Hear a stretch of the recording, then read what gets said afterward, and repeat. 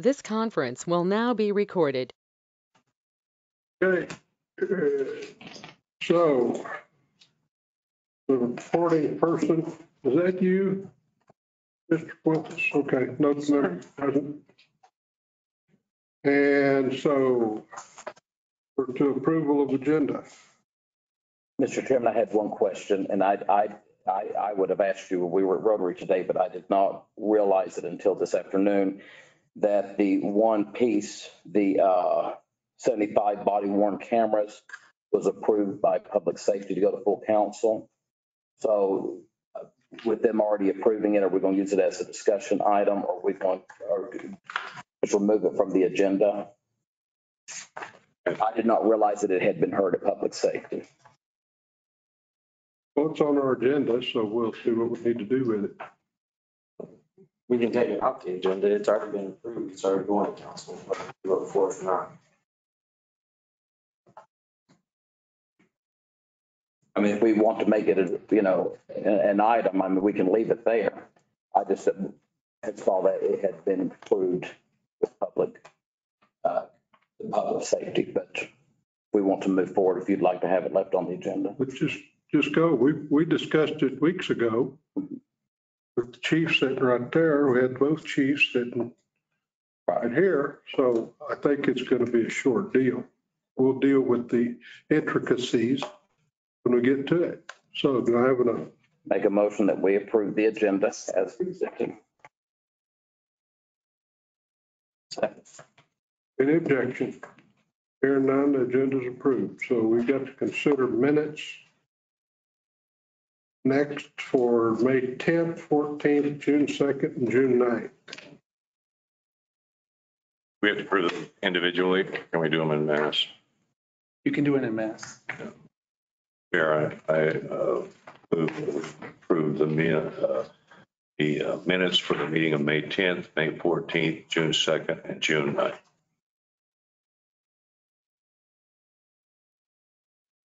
Okay. Oh, for a second.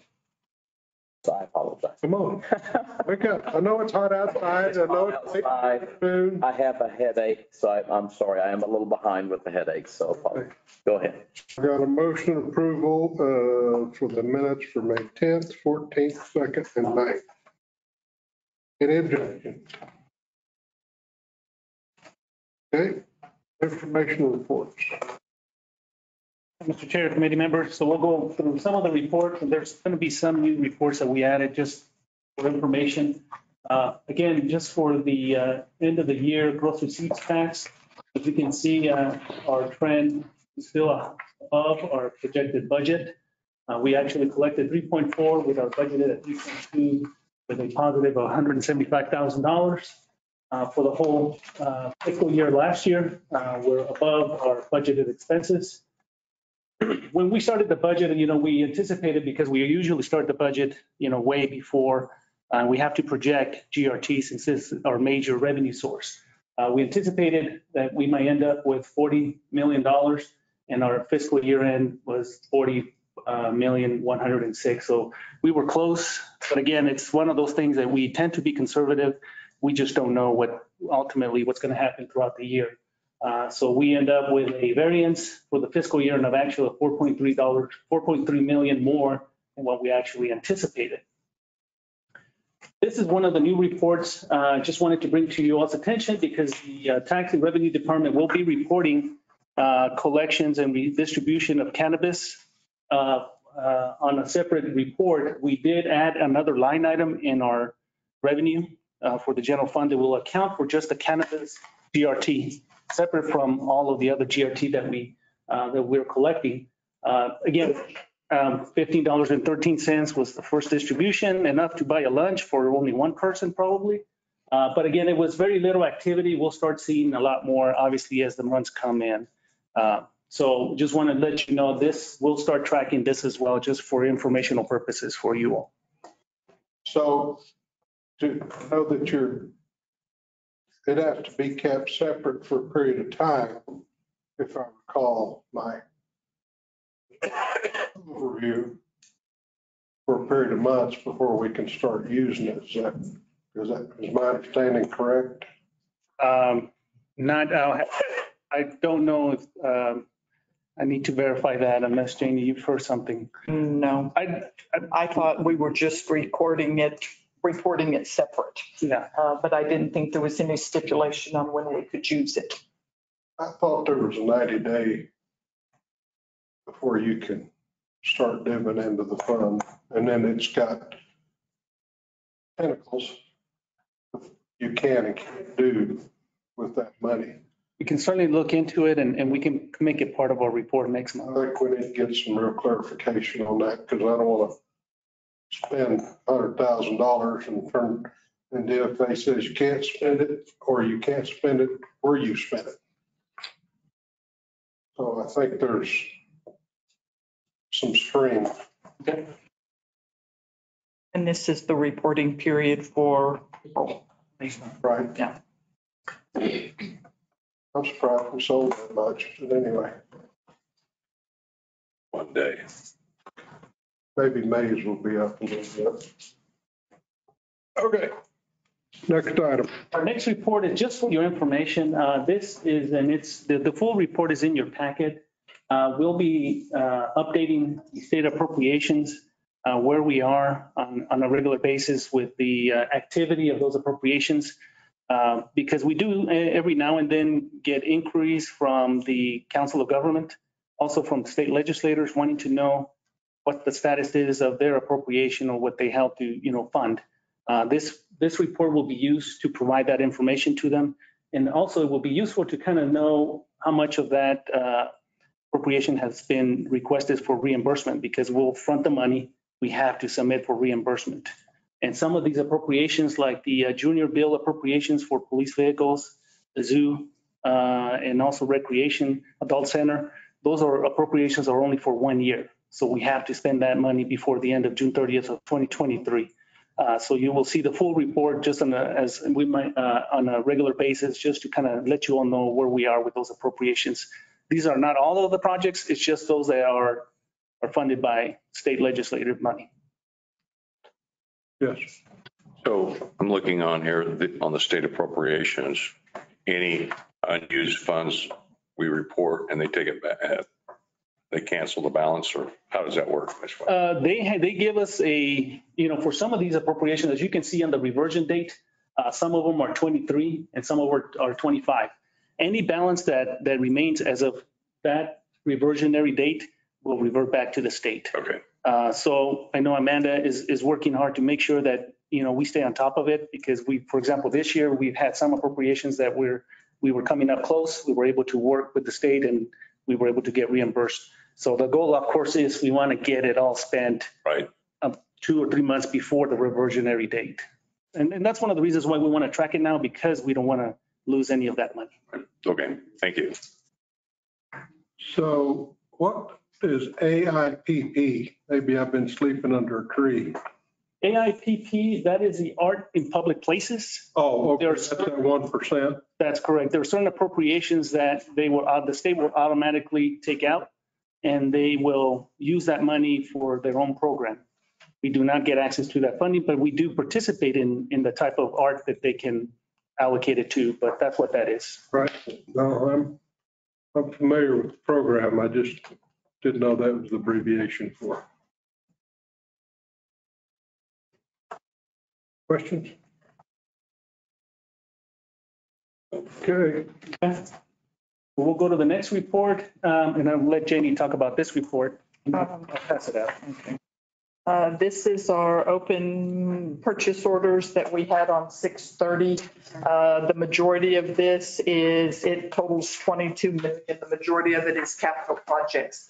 So it's a pivot table, and I broke it out in a way that would be easier for you all to understand without numbers for accounts and everything. So we've got the capital outlay building improvements, and then it tells you the 3 departments under there and the dollar amount associated with those.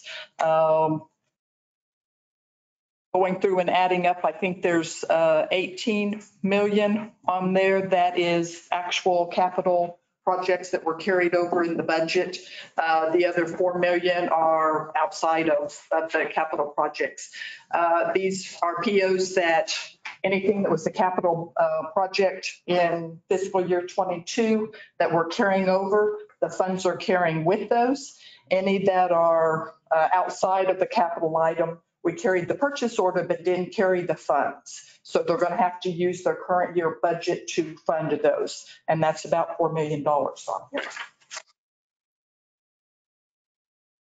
Which ones? Could you just identify those for me on this list? I knew you were going to ask that. For purposes. I get the capital outlays, Yeah, anything that's capital. but like contract, Um, I don't know. The contract for the demolitions. Yeah. That's coming out of the record budget, It is coming out of this fiscal year's budget. 23 budget. Yes. Okay. And A lot of the professional services would be tied to some of those capital projects, so those would have funding with them. Some of the maintenance and repair, those did not carry funds with it. the maintenance repair, Are coming out, 107,000, I guess that's the total, is that? yes, for air center and fire protection. Okay, so that's that number. Contract services, did you say some of that is or? Yeah, some of that would be in with the capital Okay. projects because it would all be set up as an asset together. Okay, I assume M&R equipment for 15,000 will be a 23 budget item. Yes. M&R infrastructure, Our infrastructure is, the roads would be part of the 23 capital budget. We haven't, when we presented budget to you all, we left it in capital. We're going to have to move that up into repair and maintenance because it's not something that actually gets capitalized. right, Because it doesn't add life or value. but it doesn't have any money associated. Yes, it does. Yes, It's covered. yes. Okay. M&R vehicle, No, and that's Matt's fire protection grant, and it's a special revenue fund. So any, and like I was telling him, any purchase order, whether we carried the money over or not, it's either going to be in his expense for him to spend or his beginning cash balance. So Okay. he doesn't lose that money. gotcha. Okay.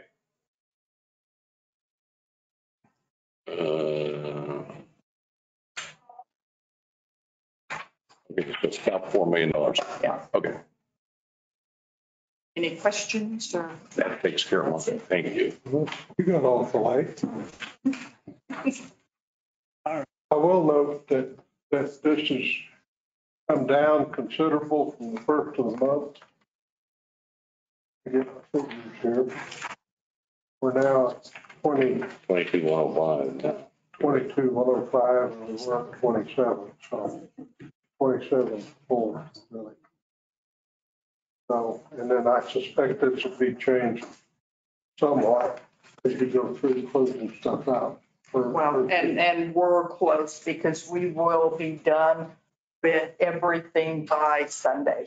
So Monday morning, when we come in, one way or another, we're going to be done with our fiscal year and start working back on the budget again and our audit. How's the balance number looking, or is it too early to say anything about it? It's a little early for the cash balances. We're in the middle of reconciling that, and the main bank account it's huge. So it takes some time to reconcile and clear checks and all of that. So that's what we're working on now. Do you reconcile every day or? No, but we're going to, because we've had some errors go through, and it would be a lot easier if we caught it at the time. Yeah, I just would recommend that's what, with this many activities going on. Right. If you could get to an everyday, it'll make your life a lot easier. I agree. I Yeah. agree. So So when we good get, move. we've got to get the final balances and all that stuff to DFA. When, By the end of July, we will have those by Sunday. Good. and then we need to come together again Right. and look at the final numbers, our preliminary budget, our final budget, plus whatever changes that somebody wants to make. What's DFA's outlook on changes to your final budget from the preliminary? And that will be the next, this is an email, Mr. Chair, committee members, that we received from DFA last week, just recently. But again, this is an email that went to all of the entities. Basically, the email says that all the interim approval letters will be going out to everybody. But one of the things, as you can see there, that has been highlighted and bolded and capital letters underlined in red, yelling at you, that item number 1, they only want to see changes like the beginning cash balance that will tie to your fourth quarter ending cash balance. And those are the changes they want to see. However, I guess there is a way that we can amend the budget a little bit more Right. than that. We would have to ask permission. They would open the fund up for us. We would have to tell them what we were wanting to change and why it is a new request from what our preliminary was. And then we would get approval or not on whether we could make that change. So, so there's, and then of course, they also want us to, as you can see on item number 6, they want us to account for the second portion of the distribution of the federal funds, even though we have not received it, but we anticipate we should receive it sometime the first half of the fiscal year. Well, they say they want to know about it, and let's see. What it says is the second portion of the distribution should be accounted for in the exact amount of the first half, municipalities only. So when do we anticipate? They haven't said. The original conversation I had with Department of Finance and Administration told me that we would have it before June 30th. And then about the middle of May, they quit saying that. And then they wouldn't respond. But they're asking us to include this second half in our budget, even though we haven't received it yet. So That's dangerous. Because at the county, we were always waiting for our pill check. We had it built into the budget, but if it didn't get there in June, then we were going to have some emergency meetings. well, and what I'm trying to get clarification on is, do they want us to add that as our beginning cash balance or to add it as revenue coming in the fiscal year? Because that would make a difference. I would be okay with adding it as revenue. I sort of have an issue with adding it as beginning cash balance when we don't have it. Guys, I would have real issues with them telling you, oh, just put it in your beginning cash balance. That is really bad accounting practices, if nothing else. Especially when you're in a cash basis. Yeah. Cash is cash, whatever you have, you have. Yeah. You don't have the greenbacks, you don't have the greenbacks. Yeah. Okay. Well, So the first half, though, isn't included in our cash balance. Yes. yeah, it had to be because we've already received that money. And it's still whole going into budget 23. It's still, Whole 5,008,750, I believe is what it was, is still intact. Okay. Yes, 5.8 is still there.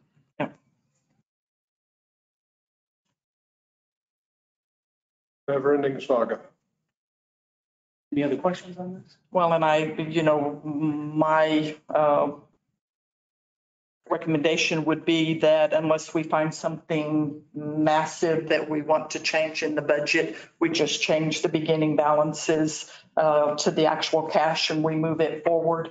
And then we can go back afterwards and in the first quarter of this fiscal year, do a budget adjustment. And I know you don't want to do that, but it would be probably an easier process than trying to get approval to change a preliminary budget. Well, we're supposed to not spend but 1/12 of our income per month, right? And we're supposed to have at least a 13th month of reserve. I mean, that's kind of a basic way of looking at it. But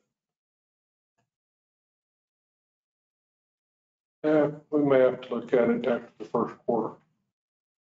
I'll give you that. Thank you. I'd rather wait until halfway through. things. And I think a lot of it's going to depend on what our ending cash comes out. Yeah. Well, you don't have any feel for it, no? I'm not willing to. Not gonna put $100. No. Over or under? Open meeting, I'll pass. Thank you. Okay, all right. So Monday I can find out. Any better than? No. So Monday morning I can call you and find out. Yep. And just again, just briefly on the budget timeline, as Jamie said, I think by the 11th, next Monday, we'll have the final fund balances.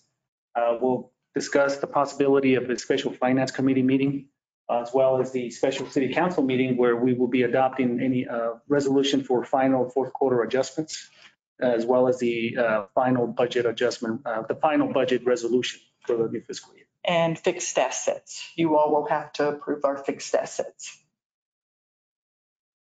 Okay. So next 3 weeks, we'll be moving pretty fast on trying to finalize the final. So when are you anticipating potentially having additional meetings? Well, I call it emergency, but I mean, because we meet right 1st of August, so. But looking at the calendar again, if we can get, we'll have the final balances here. We may be able to kind of put together a final budget here.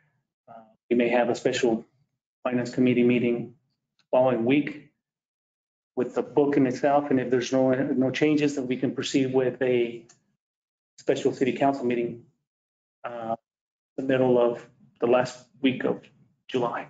Well, talk to the mayor about that. Okay, well, keep me in the loop. Okay. That's it for finance reports. Tax. Lodgers tax, so Baymont submitted their full March payment and their late penalty on May 5th. The Fairfield Inn reported, submitted their final March in May, and then Fairfield Inn did not submit payment for April as of June 26th when this was due. We did notify them, sent a letter. Town and Country RV submitted payment for March and April in May. Our STAR data shows we're at about a 61% occupancy, and ADR percent change was about 9.8 higher than 2021. If you look at the monthly report comparison, we're doing pretty good. We're on par. We're already at 1.2. Again, we still have 2 months more reporting, so I anticipate we'll be above our 2019 number. In the month of April for reporting, we were at 121,992. We were at about 55.7 occupancy, so pretty close to what STAR data is reporting. And just keep in mind, we don't report on those economy hotels that we have that don't subscribe to STAR data. So that's where a little bit of the discrepancy. We are preparing to begin our audit of the hotels. We selected 3 randomly based on submission of information to finance and to public affairs, and then those that have continuously been late. And that's kind of how we went about doing that. The other ones were just picked randomly out of a hat. Go to the next one. Our convention center fee and collection report. Same thing here. We're doing pretty good, pretty close to 2019. We surpassed 2020 and 2021. We're sitting at 683,548 for convention center fee collections. Again, pretty consistent above 2019, 2020, and 2021 for that particular month, which is really great.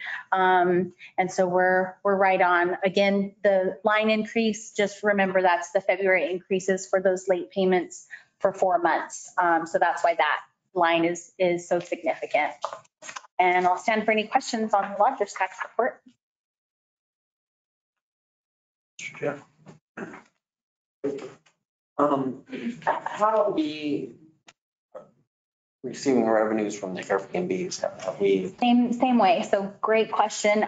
Today we actually just had our training on GovOS, which is our basically they're the system that scrubs our Airbnbs. As it was reported today, we have 75 Airbnbs. And when I say Airbnbs, that's the wrong term. It's short-term rentals. Airbnb is just an avenue for short-term rentals to advertise their properties. We have about 74 that are currently actively advertising their property in Roswell. Of those, we have less than 10% that have actually received a business license, gone through fire for their evacuation. They have to have an emergency evacuation plan in their house, home, or RV if they're renting it. And so now that we have all of our data, we worked with the county, the assessor's office, they gave us the property numbers.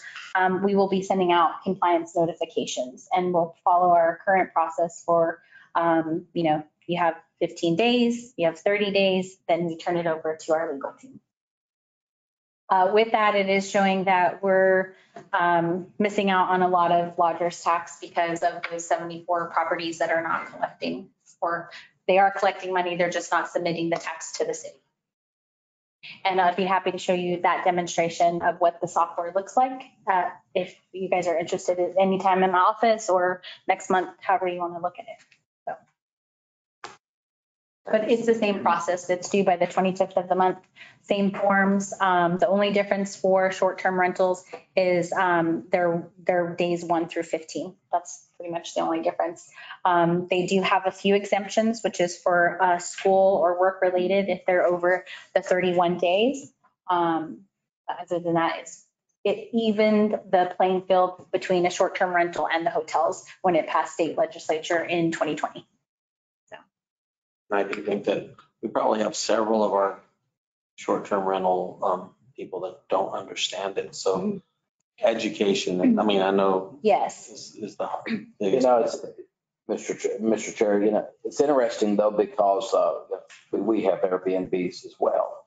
And Airbnb corporate handles all of those tax withdrawals for us and everything, and then submits that to us and lets us know how much. So it's not that difficult of a process. So I don't know about VRBO or Verbo, however you pronounce that, but I know with Airbnb, they make the process very simple. So if we have a tax here in Roswell, Airbnb corporate should be itemizing that out for them. Mm-hmm. And we currently they're not offering any voluntary service agreements. So in the past they were doing that. We have a new occupancy tax board member that operates Airbnb, and she's offered to do some training for all of our short-term rentals here. The process is very easy. It's, they print out the invoice. There's a little box, whether it's Airbnb or VRBO, that says collect lodger's tax, and then you put in that percentage for your location. It'll even when they do where your property's at,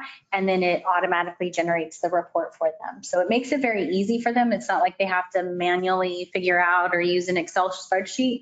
I think it's just the fact of maybe some of them don't know that they're supposed to do it, which we've sent out letters originally when we first started, when the ordinance changed back in 2020. And then we, of course, we had different software change. And so now we're getting back on track. And I know. It's been very lenient. Yeah. Well, and they've got to realize that it's a pass through. It's not something that, and I know when we finally passed the convention center fee, we had all our hotels up in arms because we were costing them money, and it's like, no, it's $2.50 that's passed through, that the people coming through pay it. And well, it doesn't make us competitive. And I'm like, every hotel in town has to pay it the same amount. Doesn't hurt your being competitive. And where we stand, it's not so expensive, and it helps us afford to pay for our convention center. And so as long as they realize it's a pass through, the problem I have is if they collect it and don't pay it, then it's a form of fraud, because they're accepting payment for us and not paying us. And that gets to be bad. Mr. Chair, members of the committee, one of our local neighbors, Ruidoso, they implemented similar software like we have just launched, and they're from their short-term rentals, obviously they have way more properties than we do, but they increased their lodger's tax by a little over $1 million just with that implementation of the software. So hopefully by next year, I will have a great reporting to show you the increase with the compliance notifications. System is really great. It's very automated. Will be less labor intensive for us because we're doing it manually right now. Any other questions? All right. Move on.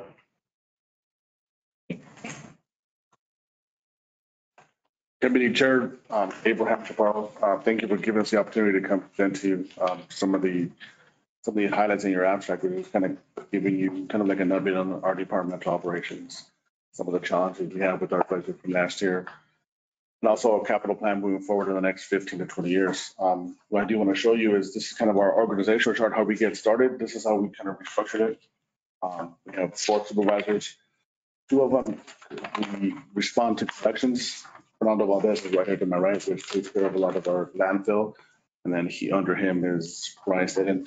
There's a lot of environmentals that go along with landfills, as you may know. Moving forward, so our department, we look at it at 2 different things. We collect and we store. So on the collection side, we do a significant amount of residential, commercial, bulk trash throughout the entire city. And we store it with landfill. And with that component, there's a lot of state, federal, EPA regulations that Fernando oversees, the landfill oversees. There's constant back and forth with our budgets.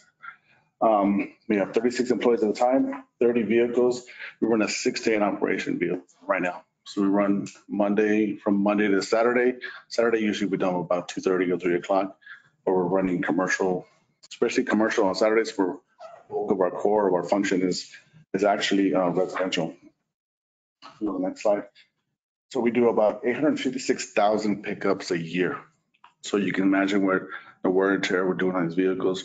We're running them pretty good. And also I want you to keep in mind, with that comes, with an aging fleet, comes a significant amount of maintenance throughout the department. So we're trying to maintain that as well. Our commercial picks up $152,000 a year. One of the things I did want to bring up is working with Becky, we came up with a vehicle replacement plan that really wasn't implemented in the past. So now that we have it, we'd like to present it, and I have a couple of copies here if anybody would like to see it.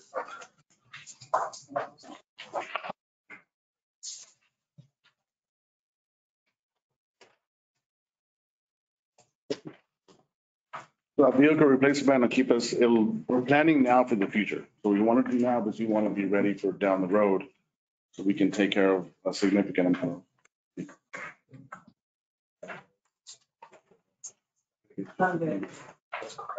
So we want to do as we plan now, as this public utility that we're utilizing that 6 days a week. So we want to plan now for the future. And moving on to the next slide, kind of give you an idea of I want to wrap up here with the bulk trash numbers.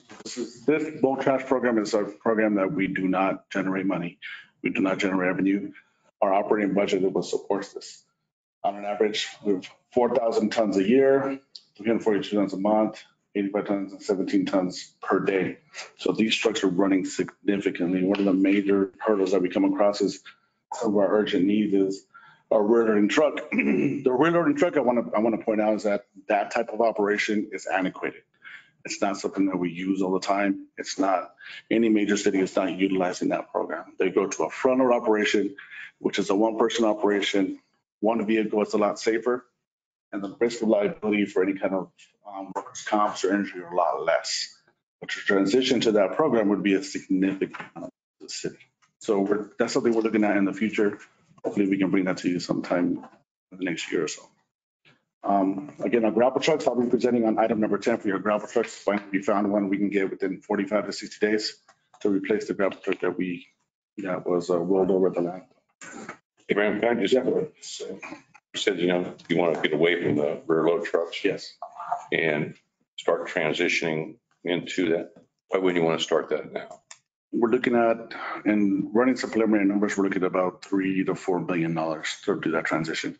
We have to have the appropriate container and the appropriate piece of equipment to run it. Yeah. Front loading equipment is about, we need to run at least 2. So you're looking at about 300 to 400,000 each one. So about 400,000, that's 800,000 just in the vehicles. Right. And containers, the metal for the containers went up. So we're looking at about 380 to get started.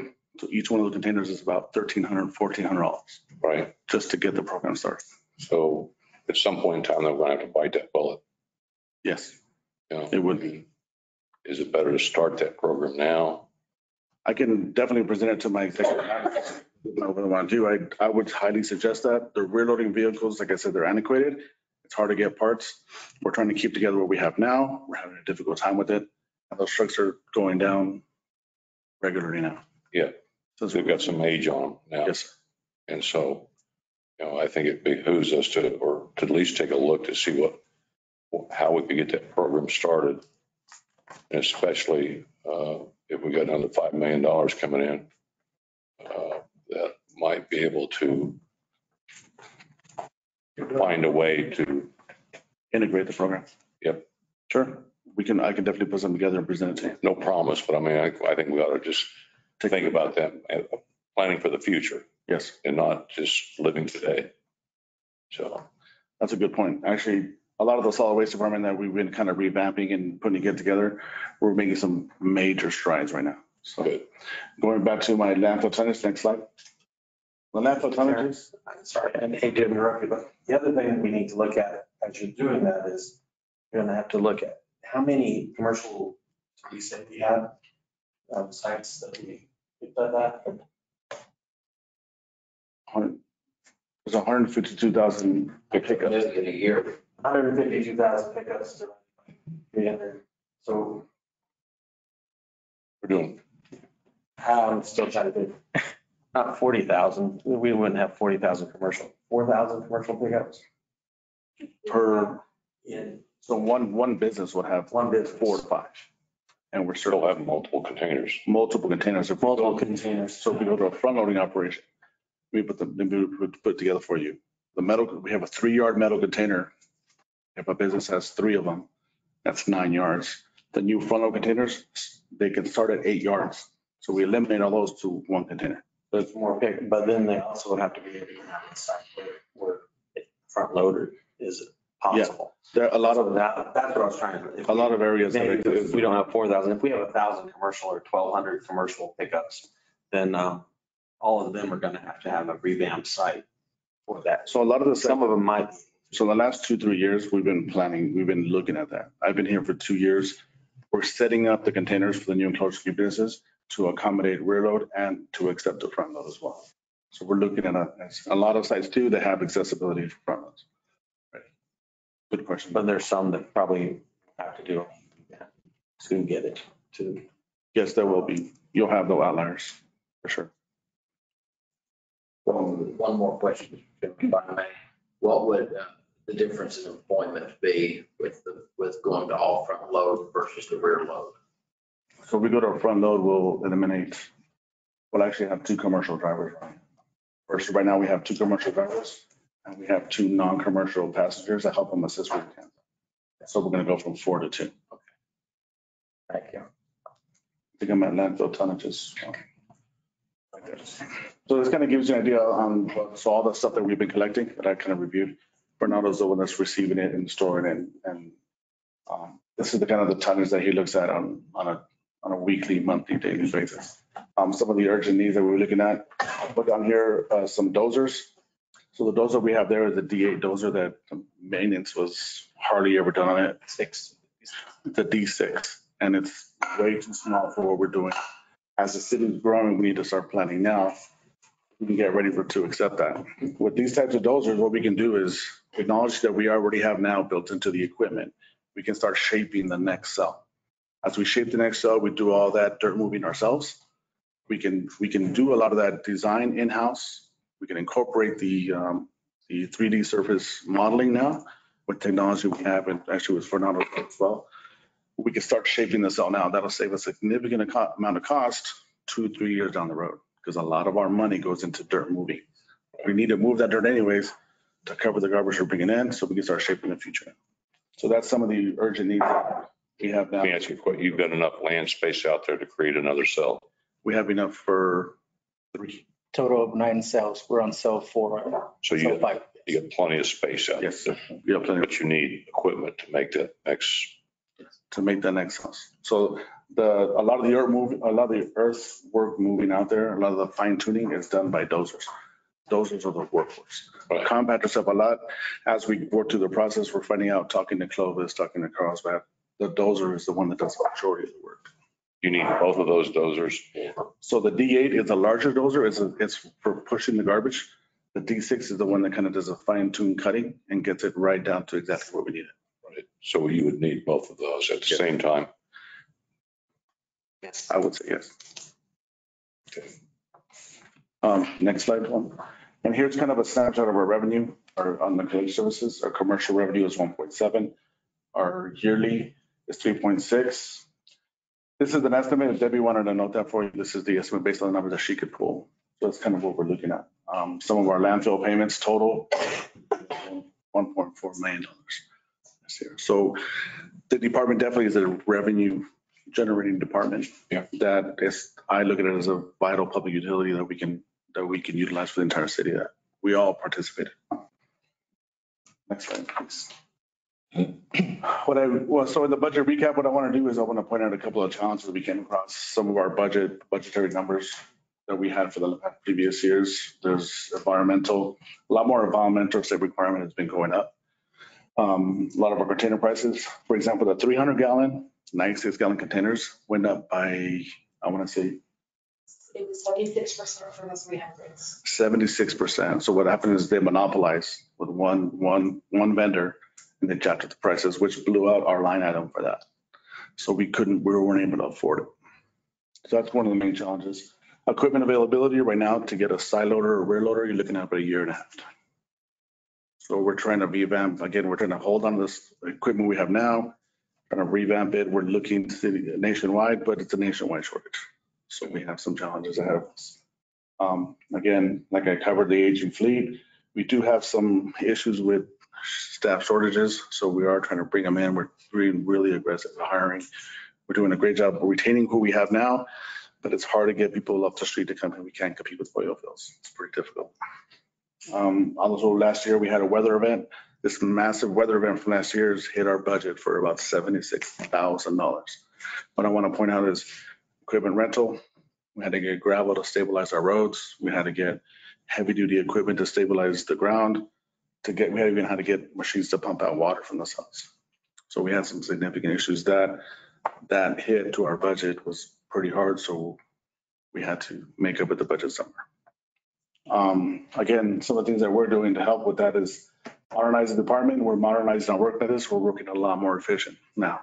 We're working with purpose. And a lot of our decisions with technology we have now, we're using data to drive our decisions. And we're instituting training, significant training from the top down. Also in the landfill infrastructure, again, this is where Fernando comes into play as well, is that we've changed the whole model. We're doing a lot of CAT training. We're training with Caterpillar on the appropriate way to utilize the equipment, the most efficient way to move dirt, the most efficient way to use the equipment. That's where we're kind of focusing on right now. So I just wanted to kind of give you some of the challenges, kind of recap what we're doing. Any questions before I move on? Yeah, let's back up a little bit. One more. Oh, that's where I want. Okay. So in some areas of town, I've noticed that we have abandoned the big container in the alley and everybody's responsible for their own container now. Yes. Where are we on that rollout? So the rollout is strategic right now. So it depends on the alley. If the alley's overgrown, the alley has big overgrown, my trucks are having too much of a hard time on the alleys. We'll go through, we'll do an analysis. We'll look at it. Hey, look, is this viable for us? Is this working for us? After we do that, we provide, under the direction of executive management, we give them about 2.5 week notice. We put notices out to everybody. Hey, we're going to go ahead and transition you over. We do transition you over. What we do is we give them a how-to on exactly how it works, what day it should be out, when it should be out. And, kind of some of the safeguards you want to do. You don't want to have garbage hanging out so it'll catch the wind and flip over on you. So as we find those alleys, the drivers come to us, hey, Abraham, I can't go down this alley. We had too many accidents. We've already rebuilt this fence 4 times for this individual. And we please get out of there. Or sometimes power lines are laying too low, communication lines low. So as we find those, it's on a case-by-case scenario. And as we find those, I'll coordinate with executive management, say this is an area I want to cover. Because it's that impact and that change is pretty difficult for some of the city of Russell residents to accept and to kind of work through. But even after we do the transition for 2 months, Jason Flores, our landfill supervisor, would kind of work the neighborhood in the mornings, kind of educate them. Hey, look, let me help you out. Let me see what I can do. Let me show you, get your can out on time, kind of remind them and see how the process works. So you find one of these problem alleys. Hopefully, depending on where it is and adjacent to something that's rolled out. I assume that you take in enough where you can justify sending a truck into that area of town and gather up everybody. So we try to do quarter sections. We find an alley, we look at the entire quarter section. We try not to get small little areas. We do have those unique small little areas. But I do want to say there is alleys where 300s are the best for that. And we'll look at that. Ideally, I want my trucks to run on asphalt and concrete, not to run on alleys, because that breaks down, slims, trucks, a bunch of stuff hits in the bottom. But we noticed that, I don't have a heat map for you, but we did a heat map where we're recording all the calls that come in for bulk trash and illegal dumping. We found that in the heat map, areas that have strictly 90s have less illegal dumping alleys. Alleys that have 300s have a lot more. So I guess there's a goal to set to get this eventually citywide, right? I would like to set the goal, but I need to sit down with the executive management team and see if they're okay with that. That would That's the be, plan, the ultimate plan. Just to make sure that our pickups are conducive for whatever the area is. We believe that the 96s, we're seeing the data that shows the timing and everything work very well with the smaller units. It eliminates a lot of the, like you said, the illegal dumping and everything. I think the challenge is going to be for our people is that some of them are very comfortable with those 300s in the back where they can just put it out in the alley and be done with it. But then they overflow, we have to pick up it off the ground and everything. As the 96s actually control the flow a lot better within that structure. So I would say that for solid waste, moving to those 96s makes a lot more sense than staying with the 300. But I think it would be shocking. Well, I get people that are calling me saying, oh, I got this thing and I got to push that every day. And I got other people that I've talked to that are ready for it. They were ready for it last week. So I think that your point is correct. In these areas that have these 96-gallon containers seem to clean up and stay cleaned up for the alley tub. Just keeps throwing in problems. it is a definite challenge over, the 96-gallon containers. You have 96 gallons to you. So you can control your waste stream better. You know when your can's filling up. It just works out a lot better for the residents. We do get a lot of positive feedback as well. But some of the neighborhoods we get into, we get some significant challenges. Well, Joe gets most of the calls.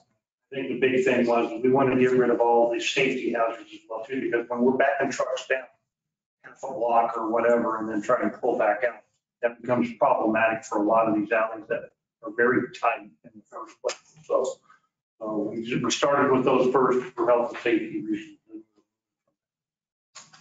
Well, what's the timeline out there to have this completed? If council gets very comfortable with it, it's a changeover as we those 300s are hard to maintain with the lids and everything. So the idea would be to try to replace a few of them every year. It's really a timeline that can be set based upon our equipment, based upon our processes. So I don't know if we have a set timeline as far as how to get that all done, but we have a longer conversation with the public to determine what works the best. So what percentage have you changed over of your routes? So right now we're 80%, 300, 20%, 90. Yeah. And the 90s are significantly cheaper and they're a lot easier to transport and freight. You get a lot more in a truck versus a 300, so they're a lot cheaper. So whenever we found those areas like where Joe's backing up, safety areas, we want to go to 90. I'll get to you in a minute. So how long did it take you to get to that 20? How long have you been doing this? For the last 2 years. Yeah. I've been there 2 years. 2 to 3. I mean, I think when Abraham came on board, that's when we started making these bigger adjustments with that. So a little over 2 years for the 20%. I would say that comfortably over a 5-year window, if we could get it done within that, that would be very comfortable. We could probably do it in 3 fairly easily, but it's that investment and the turnover of that whole process. And you, in your fleet, you've got those that can pick up the 300 and those that can pick up the 96. So the truck that picks up the 390 is the same truck. So is it? Yeah, you can grab either one. Same exact truck. So we don't have to retrofit or? No. Okay, all right. Thank you. Counselor. And I will say that I don't mind us changing to some, but I'm saying a goal is changing to 100% is wrong because we already know that having 4 pickups versus having 1 pickup takes more time. So the street pickups, the 96 containers take more time, and that means we either have to have more trucks and more personnel to do it. And like you said, there are alleys that we have that then 300 work the best for. So, I mean, I don't see that to say that 100% go 96. I say what works best for us. And since it is the same truck, it can be the same truck route driver, then I think we work it and make it to where the alleys that can take the 300s, we use the 300s. The ones that can't, we use the 96. I think the ideal goal would be 90% of the city be 96 gallon containers. Well, There are areas where you're saying we're, doing those 4 pickups, but at the same time, some of those are overloaded. Some of those are being abused. So it takes a lot more service. Not only that, after we service them, let's say it's half of the debris that falls over, we got to bring it back another team behind them to go ahead and clean up the entire alley. There is a small, minute amount of alleys that 300 are ideal. Well, and the thing about the lid problem is actually our problem. It's not, it's the gripper, it's the actual operator picking it up, squeezing it too tight, popping the end off, and then the next time he comes around, the lid goes in the trash with. So we do make adjustments, and keep in mind too that with the thermodynamics for that plastic, it's going to expand and contract regardless. And wind and rouse was ridiculous. And also, the use and abuse of individuals as well. And then plus the sun tearing them up in the cold, they get torn up pretty bad. You don't have those problems with 96. Any other comments, questions? No. So moving on to the next slide, one. So again, what we're trying to do now is plan for the next 30 years. We want to get everything ready for the next 30 years. Having a front loading operation, having equipment that can build cells, that can do the moving, working on a lot of our work methodologies. What we're doing, we're standardizing a lot of that work and we're documenting it. So if somebody else comes in and picks up, hey, this is the process that we do, this is what works, this is how we do it. So it's consistency and standardization throughout the entire department. So we want to look for. Again, just covering a lot of the execute the heavy equipment replacement plan when I passed out to you guys. Executive vehicle replacement plan, gravel trucks, side loaders, roll-offs. The roll-off trucks generates a significant amount of money as well. We have a lot of those roll-offs out there. Those generate a lot of revenue for us as well. Again, we're streamlining a lot of our work practices. Department-wide, from administration all the way down to railroad, we're looking at everything. Rate study, we do have a rate study that's on the table before executive management review. That's going to help us substantiate the department, and then also to be able to do all this is the ordinance. Sometimes our ordinance is not very aggressive or definitive, and it's hard to interpret in the gray areas. So that's where we have some issues. We did do a complete Chapter 21 revision that's sitting with legal, and we do have standing meetings every month to start revising it little by little, one by one. Yeah. So Chair, Councilmember DeSemper, any questions? It's a procure equipment to shape new cell, but the new cell currently is actually just the extension of the current cell we're at. So cell 5, it's actually a larger cell. It's cell 5A. So 5B is the south side of that cell. So extending the existing grades with the new equipment, we'll be able to shape the rest of 5B because cell 4, cell 5A, and cell 5B are all going to come together at one point. That's what, we're not going to be digging a total new one for a little bit. It is a new one because it's not, It's not, It's not lined. it's not lined. But if we do a lot of the earth work in ourselves, because we're going to have to pull that dirt anyways. Yeah. Pull that dirt, put it into 5B. We'll have it shaped, and when they line it, we'll save a significant amount of money on the dirt earth moving.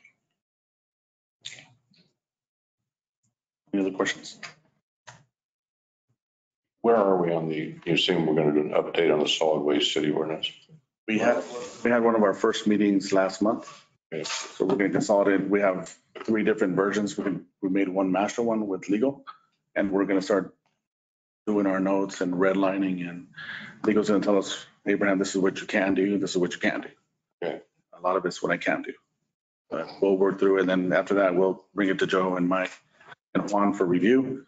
And then at that point, they'll let us know when we can release it.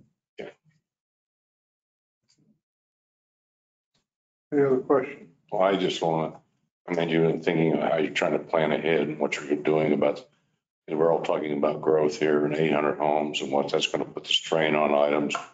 At least you're out there thinking about that ahead of time. We know we got some issues that we need to be thinking about with wastewater treatment as well. And we just can't sit back and just, oh, well, somebody else's problem because we're all going to be retired or whatever.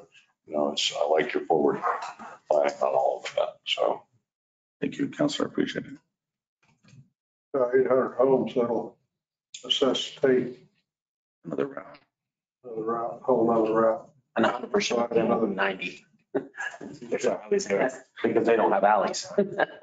No. We do work with Kevin when he starts developing this stuff. Hey, this is what we need. This is how much width we need. This is where we want to go 90s. You make it use subdevelopment, we want to go 90s. It's a lot quicker and faster for us to be on the asphalt versus 4x4 in the back. So, well, it's just, you can stay on the asphalt as much as you can because it's easier on your stuff. Yes, sir. I think that's a direct contributing factor to the high maintenance and the vehicle breakdowns that we have now that the city of Roswell has been experiencing for a significant amount of time. I do agree. But just because it rains, you can't quit going and gathering up the trash. You still have to do, we have a public utility, we have some very good dedicated employees and supervisors. We have 2 supervisors that are actually running routes now. Philip Sanchez and Jason Flores, they actually jump in the side loaders and they're running routes right now as well to help out. All right, Thank you. appreciate you stopping in. Thank you, sir.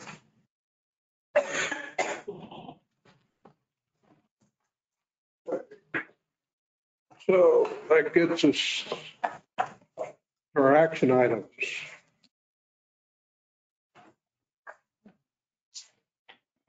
Good afternoon. Haven't seen you guys in like months and months. This is our regular disposal of stuff. If you notice, the list is getting shorter. Our plan is if we don't have a significant amount of stuff on the list, we're just going to start holding things over till the next month. You know, if it's stuff that we don't have to get rid of and it's not causing us any grief, you won't see us maybe for 1 or 2 months, depending on what we've got. I know you're going to be seeing us in April, May, and June because Ms. Garcia gets a little wild about her inventory. So we have to make sure that we make those adjustments at that time. And then you'll probably see me next month because we did our inventory this month and we'll have some adjustments to make on that. So our last round through the auction in the last 20 days, we made $27,000.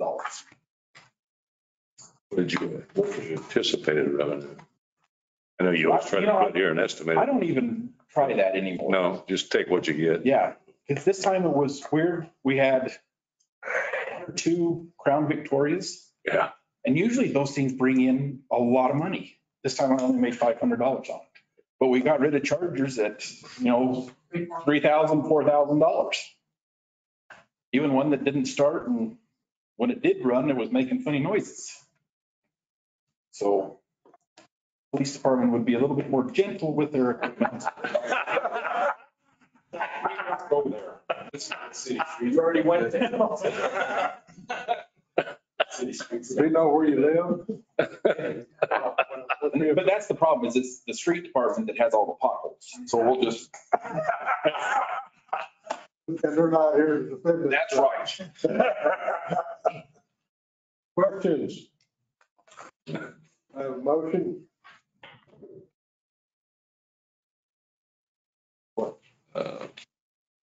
Mr. Chair, I move that we recommend approval of the resolution authorizing disposal of certain surplus personal property in the city of Roswell. Second. Got a motion, a second? On the consent agenda? Yeah. Yes. Yeah. Consent? Yeah, put it on the consent. Oh, You yeah. made the motion, so I'm That's all asking right. you. No, I'm seconding consent. I won't second not. it's on consent. All right. Yes. We'll put it on the consent agenda. Any further questions or comments? Any opposed? Passage. Thank you. We'll miss seeing you next month. That's a hint. We'll see. I understand. You got some items, you got to move them. Okay. Okay, now we're up for some fire trucks. So I guess that's where you come in. I'll Oh, jump in. you're going to yield? I'm gonna let the chief start it, and then I have some additional information I got today from the bank, and I'll share that with you. Okay. When you see this. Chief. Okay, so it's pretty simple, straightforward. Ask for the, consider the approval of the purchase of 4 new fire trucks that will basically end up replacing our oldest trucks that are in the fleet, so that hopefully we can get a little money recouped back to put back in that fund. The main thing here, I guess, that I would know of is obviously this money's going to come. It's going to be a loan for over 10 years. But the money is going to come out of the state fire grant money. So basically, we have that money to go with. We've got 2 loans currently.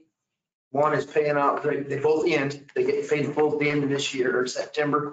One of them is for the last 3 fire trucks we bought, and the other for all the heart monitors that we bought 5 years ago, I think. But anyway, both of those loans end up getting paid off this year. So this money would just, this payment would just roll over from those. But the first payment for this is October of 24, wasn't it? Yes, that's correct. So we still have about a year of no payment before we start. We have a whole year to break them before we start paying. And Mr. Chair, this may be a good point, let's jump in on the financing part of it. So we, with help of Ms. Davies, we did some checking that manufacturer actually offers some financing through their bank. And we checked with DFA, and really there wasn't that much difference. Ms. Davies, I think, agrees with me, this was the best way to go, and actually the quickest way. We're gonna get these on a GSA contract, purchase pricing through Cindy Martin. We didn't know we were going to need all this information, a resolution from the council. We just thought we was going to have our approval, but early last week, I got notified that they sent me this packet of things that they wanted, and one of the things was a resolution from the council, full council. So with us having to delay it a little bit, our interest rate changed a small amount. We were actually getting a $50,000 discount. That dropped down to 23. And I went ahead and numbered their pages. They sent this today, so I think it's on page 20. Maybe somebody else can talk.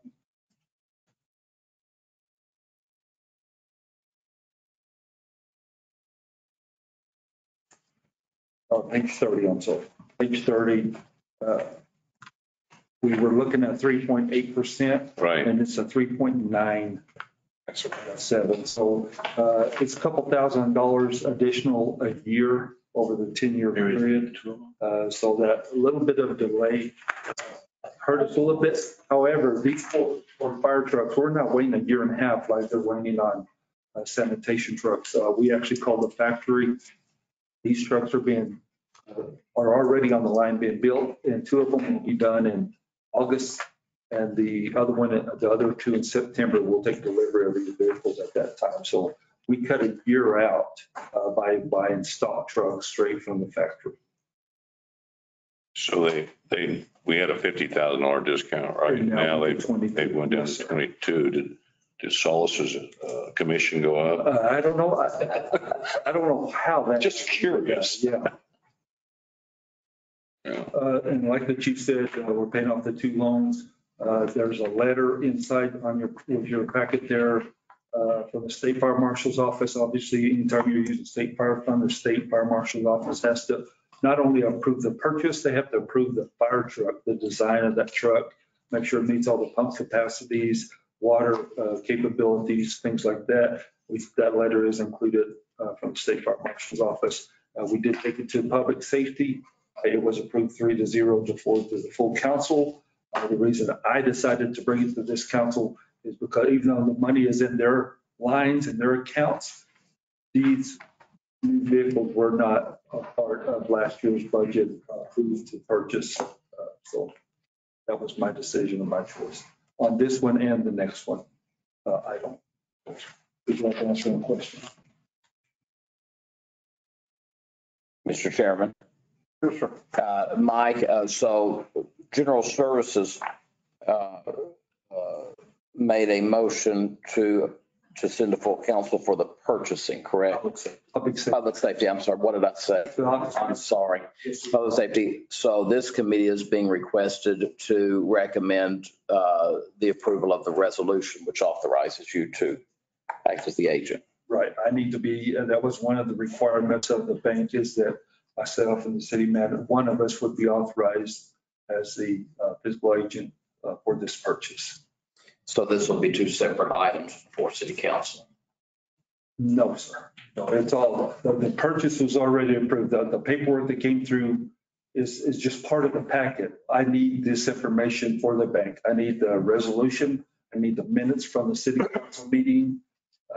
And I need part of that resolution. The resolution that's in here is for you to authorize me or the city manager to sign off on this purchase.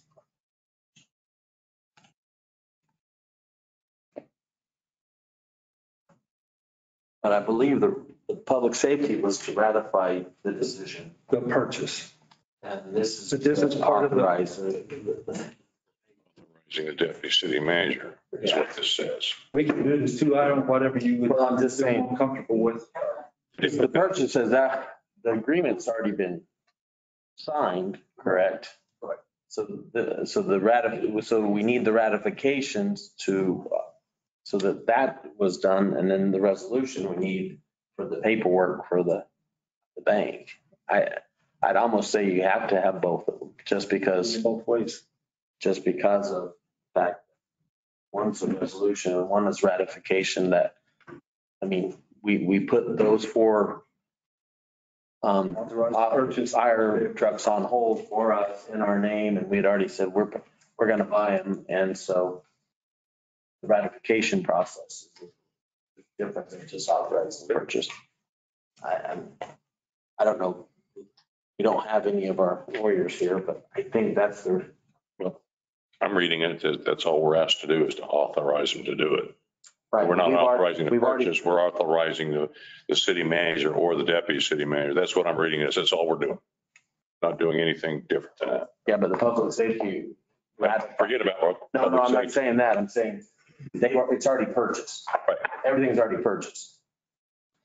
Except he needs ratification so that he can sign the paperwork. Public safety didn't do that. And so if you see that, it just says authorizing the deputy city manager to act as a representative. That's all we're doing. We're not doing anything different. We're not being asked to approve the purchase.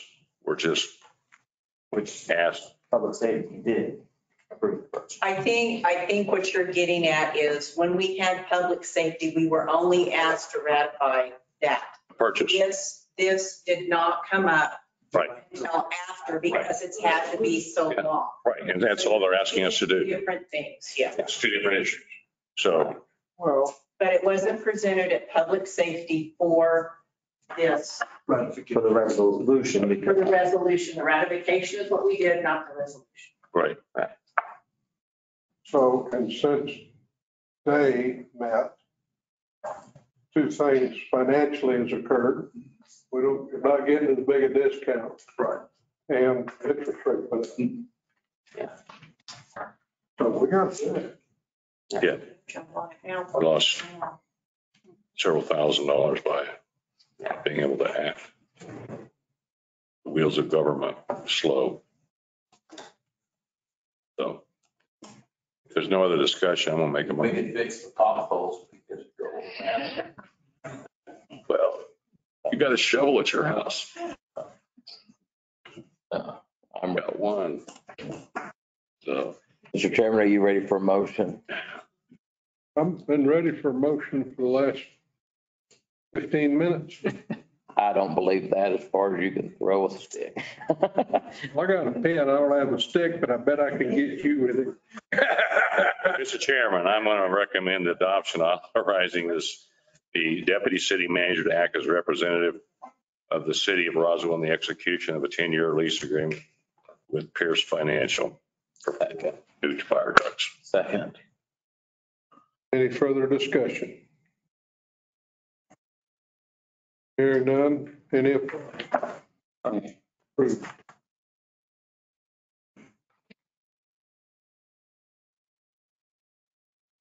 Next item. Afternoon, Chair Committee. Those of you that don't know me, I'm Chris Bradley, Lieutenant at Roswell PD. I'm here to try and get the purchase of 75 Axon body cameras passed through to go to City Council. We were running a WatchGuard body camera system, which was completely unreliable.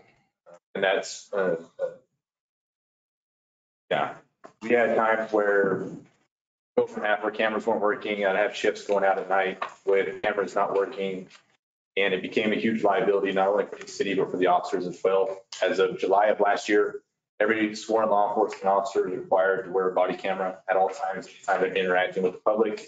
And with that previous system that we had, there was no guarantee that that would actually work. So we are requesting the approval for the purchase of the 75 body cameras. The total cost being over a 5-year payment plan, $443,121.61 broken up over 5 years. Each year is different. The first 2 years are just under 75,000 and the final 3 years are just under 98,000. We do have the option at our 2.5-year mark with these cameras to upgrade to a new camera. So this is the latest and greatest that Axon has out right now. But they do anticipate having a newer camera system by that 2.5-year mark. We do have the option to upgrade to that camera system. Absolutely no cost to us at all that we'll take full advantage of. But as of right now, Axon we've had prior to the body camera system. Axon's extremely reliable. Customer service is great. If they have issues, you call them, they get it fixed immediately. Dependability is unbeaten. So that's where we're at. So this company is one we did business with, and then we've tried another vendor and we haven't been very successful. Yes, sir. what we did was we were the first or one of the first agencies to fully deploy body worn cameras in 2015. 5-year contract with Axon. When the 5-year contract came up, conveniently, it was also becoming law to have body worn cameras. And in my opinion, they greased us. They were trying to double the price. And what they were saying is we didn't have the right amount of storage and this and that. So we didn't just take a run-of-the-mill company. WatchGuard is the largest provider of body-worn cameras in the country. Oh, I'm not. No, but we just changed vendors. Let's not get into it. They did not support their equipment.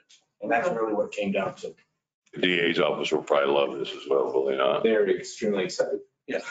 Well, everybody is. The officers actually. The other thing is this also brings back our old footage that was kind of frozen. We're trying to merge it into WatchGuard. Yeah. Now that this comes right back into what it should be. So 75 of them enough? I have everybody that is a certified police officer, that's not admin right now, completely outfitted, and I have about 9 checks left. Okay. And we still have the old watch guards for, if we ever needed it for like investigations or something like that, we still own that equipment. So those, the ones that are left, we still have those. So they got a payment, I'm just curious, we got a payment June, it says June of 22 of 74,000, and then you turn around in August and you get another payment due of 75,000, and then it goes annual. How much of this is not reimbursable by the state? Are these coming out of state funds, grants, or is this? We have a grant that covers, that'll cover our contract as long as our manning stays where it is, or it's a little lower than it is. We're fine on that. But the, most of the time, the body worn camera grants through the feds, state is handles equipment. They don't cover the storage. And part of our complications were the storage as well, because they wouldn't download from the cameras. Right. So, I might jump on that as well too, Mr. Chair. Don't forget that a lot of this, a partial of this will be reimbursable, if not all of it, through the New Mexico Self-Insured Fund as well too. They have been purchasing cameras for all of the agencies within the state. So I expect that we'll be able to see this reimbursed through the cameras, at least the equipment through the municipal league. So I think we've done it with some of them in the past. and the other thing is, Chris just told me today that by re-enlisting with Axon, we picked up a credit from the previous time we had, and they held the credit for us of around $42,000. Back in 2019, that transition that I told you guys about upgrading at no cost to us, in 2019, that was never done. And because of that, we have a $42,000 credit with Axon. So this number is going to go down. It potentially could, if that storage goes up, we could use it for whatever, if we need more equipment. They also supply our tasers, and so cartridges and stuff like that. If we need more equipment that way, then we could use it that way. Yes. If I may, on the storage, is it on the cloud or? With WatchGuard, we had the cloud, so we still have that, and we're going to try and use that for an LPR system right here. But they have evidence.com, and it's a user-friendly system. We tried, I thought we were getting beat, so I tried to save some money for the city. I thought they were strong arming us because the law was coming into play, but you just can't replace the service. That's what it comes down to. The customer support is what you need. Our IT department was overwhelmed with, God bless them, but they're trying to work with this equipment, and they were at an all-time IT department on our police equipment that should have been handled by WatchGuard. So that's where we ended up. What's the resolution on the cameras? I'd have to look. It was July of last year is when it was passed. But Okay. Any other questions? Sure, I guess a couple of things, and I was going to bring up self-insured funds going to be in reimbursing on them. I guess my question comes, what did public safety approve? Or what did they approve to send forward? I guess that's where my confusion is. Public safety approved to send forward to full council the purchase of the 75 cameras. The reason I brought it to this committee because it was not a capital approved item in last year's budget, even though they had the money in their existing budget to cover that first initial payment.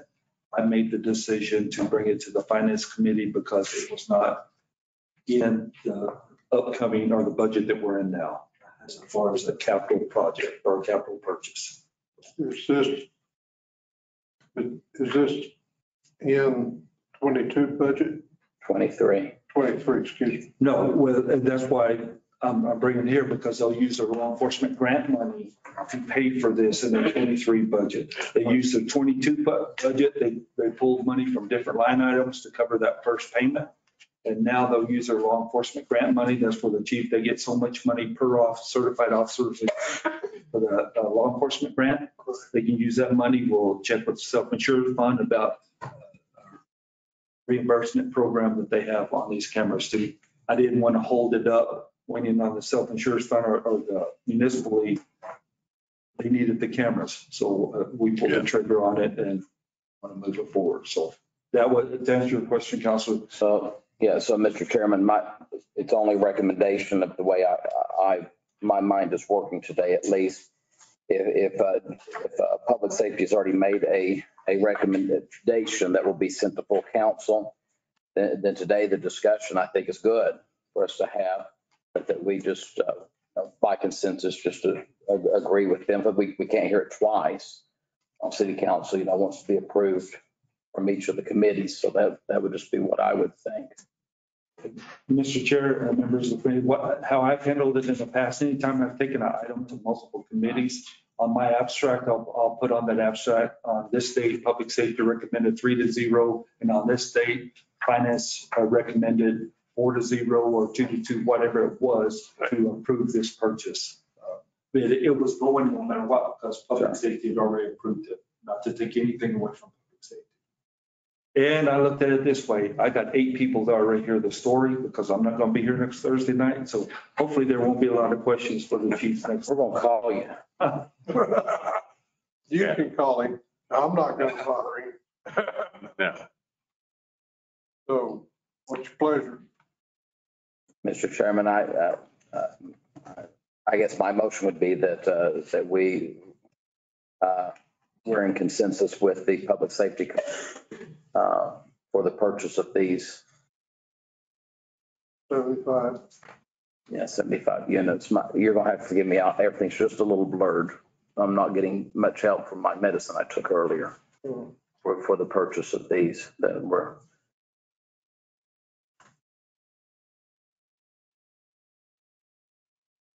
Second. Okay, we got a motion to second. Any other comments, questions? All those in favor, say aye. Aye. Any opposed? Okay, see, you got to pay attention. Sometimes I change my mind now. I'm going to take the vote.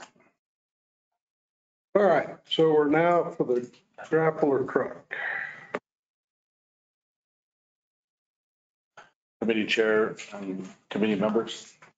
Let's give you, I just want to, before we get started, I just want to make a quick correction on actual fund and the abstract. We have 23,996.72. The actual amount is 223,966.72. So it's a little bit of complexity. Change again. The actual amount in the abstract should be 223,966.72. The posted amount in the abstract is. Oh, so we saved $30. 999. So committee chair, committee members. You had to say that, didn't you? On May 17th, 2022, we experienced a grapple truck rollover that resulted in a complete loss of one of our grapple trucks that happened at the landfill. On the recommendations of the fleet manager, we're going to keep the grapple truck. We'll be able to use it for a lot of parts because a lot of our equipment is already standardized. The New Mexico Self-Insured Fund valued the truck at $76,400. The funding source will be the solid waste ones at $5,200. Here's the grapple truck that flipped over. Notice it's the cab and most of the front end, engine, transmission, hydraulics, boom. A lot of the truck is still viable. We can still utilize it in areas. The individual that was driving the truck, the ex-city employee that was driving the trucks, wasn't paying attention, was way too close to an edge. The road is 30 feet wide. It's 30 feet wide. The entrance road going that, so he was all the way to the right. This truck is about 10 feet wide. So he was hugging it way too far. Well, whatever happened to a little bit of Bondo? Understand. That's a little beyond Bondo. So the Peterson T3 loader with the dump body. So again, this vehicle mirrors the rest of our fleet. So we want to keep it within the same, looking to utilize the Sourcewell's contract. The total price is $223,966.72. It's right on here. Again, the self funds at $6,000. So we're going to do a total we want to do is get approval for the total price. When we get the $7,400, we'll get reimbursed the solid waste funds. So the total withdrawal from that fund would be $147,596.72. As of today, the delivery time is actually within 45 days. You can get this truck. It's already being built and produced right now. You didn't quit. I stand for any questions. What was the year on the vehicle? On the older one? 2013. 2013. I guess 76,000 is not too bad then. Yes. It was one of our older fleets, so Do we own the salvage or does the state own? we own it. Be able to save the hydraulic oil reservoir off that wreck? We have everything. You said it was damaged. Maybe the entire cab and the front end. New Mexico, so I'm sure they totaled it. So we kept it under Becky's recommendation. We kept it. A lot of the parts are salvageable. Oh, okay. And is the part that you're able to salvage on this one usable on another Yes, truck that you have in your fleet? Yes. How about the new one coming? that's why we kept it. We could use hydraulic lines, levers, controllers, motors, transmission. Got it. What I used to do. Take all the usable stuff off. Then we'll auction what's left. $50 right now. Well, they could probably take that cab over to you right now so you can auction that cab. Yeah, thank you, Cab. I want him to look at me tomorrow morning. So you don't have to put it in the landfill. Yeah, Save us some space. all right. Mr. Chairman, I make a motion that we send to full council for consideration the desired consent, try for consent. For a recommendation to be put on full council for consent, the purchase of a grappler truck from Texas Pack and Load, the amount of $223,996.72. Second. Did you say consent, Councilor? Yes, sir. Okay. Okay, any further questions, comments? Hearing none, any opposed? Hearing none, passes 4-0.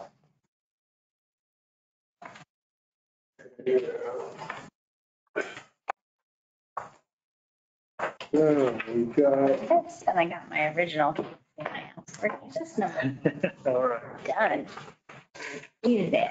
this is the, for these items to be hopefully included or whatever, the ICIP, is that what we're doing next? So we're going to be, Mr. Chair, I have just a brief PowerPoint, and I'll have this ramp-up sheets that Lewis calls of the buckets. Will be. Oh, I do that for the grandpa sheet. Well, I'm glad to have it.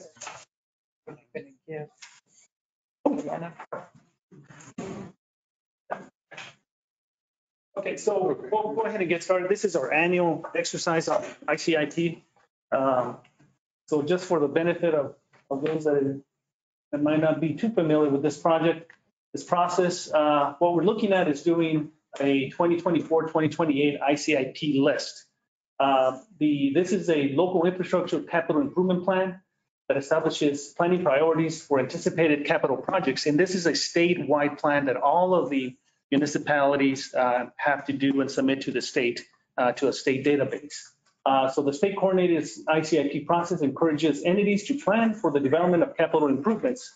The plan covers 5 years, 2024 to 2028 is what we're working on. And this year's submission deadlines, as you can see here, there's a lot of different entities that have to submit this plan. You have special districts that submit, their submittals have to be by Friday, July 15th. Tribal governments, August 19th, counties and municipalities, August 19th, and senior citizen facilities, September 9th. So the intent of the list was to allow for discussion and decision among staff and city council on which projects are prioritized for funding, process and actions to consider committee recommendations of top projects and ranking to the full city council, for adoption of the 24-28 ICIP list, submission in August, and legislative priorities in the 2023 legislative session by December. So what you have here is one of the visual that one of our cogs in the northeast part of the state uses. And what this provides is just to kind of give you a visual of what the annual cycle is for the different funding agencies throughout the state. As you can see there in July and September, we're doing the ICIP project.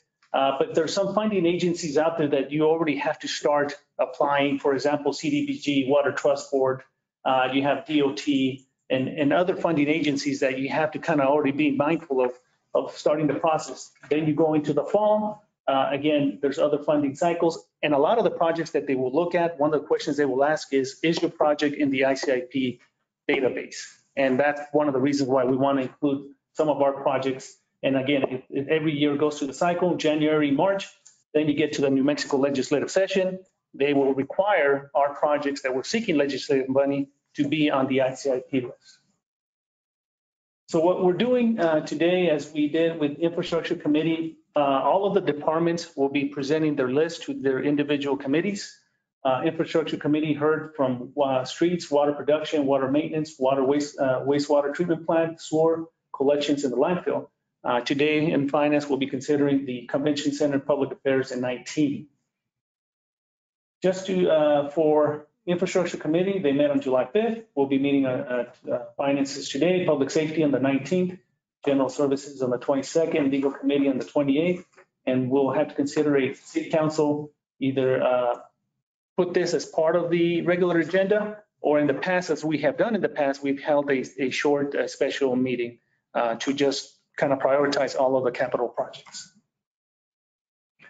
This is just an example of what the Infrastructure Committee did when they ranked their top projects.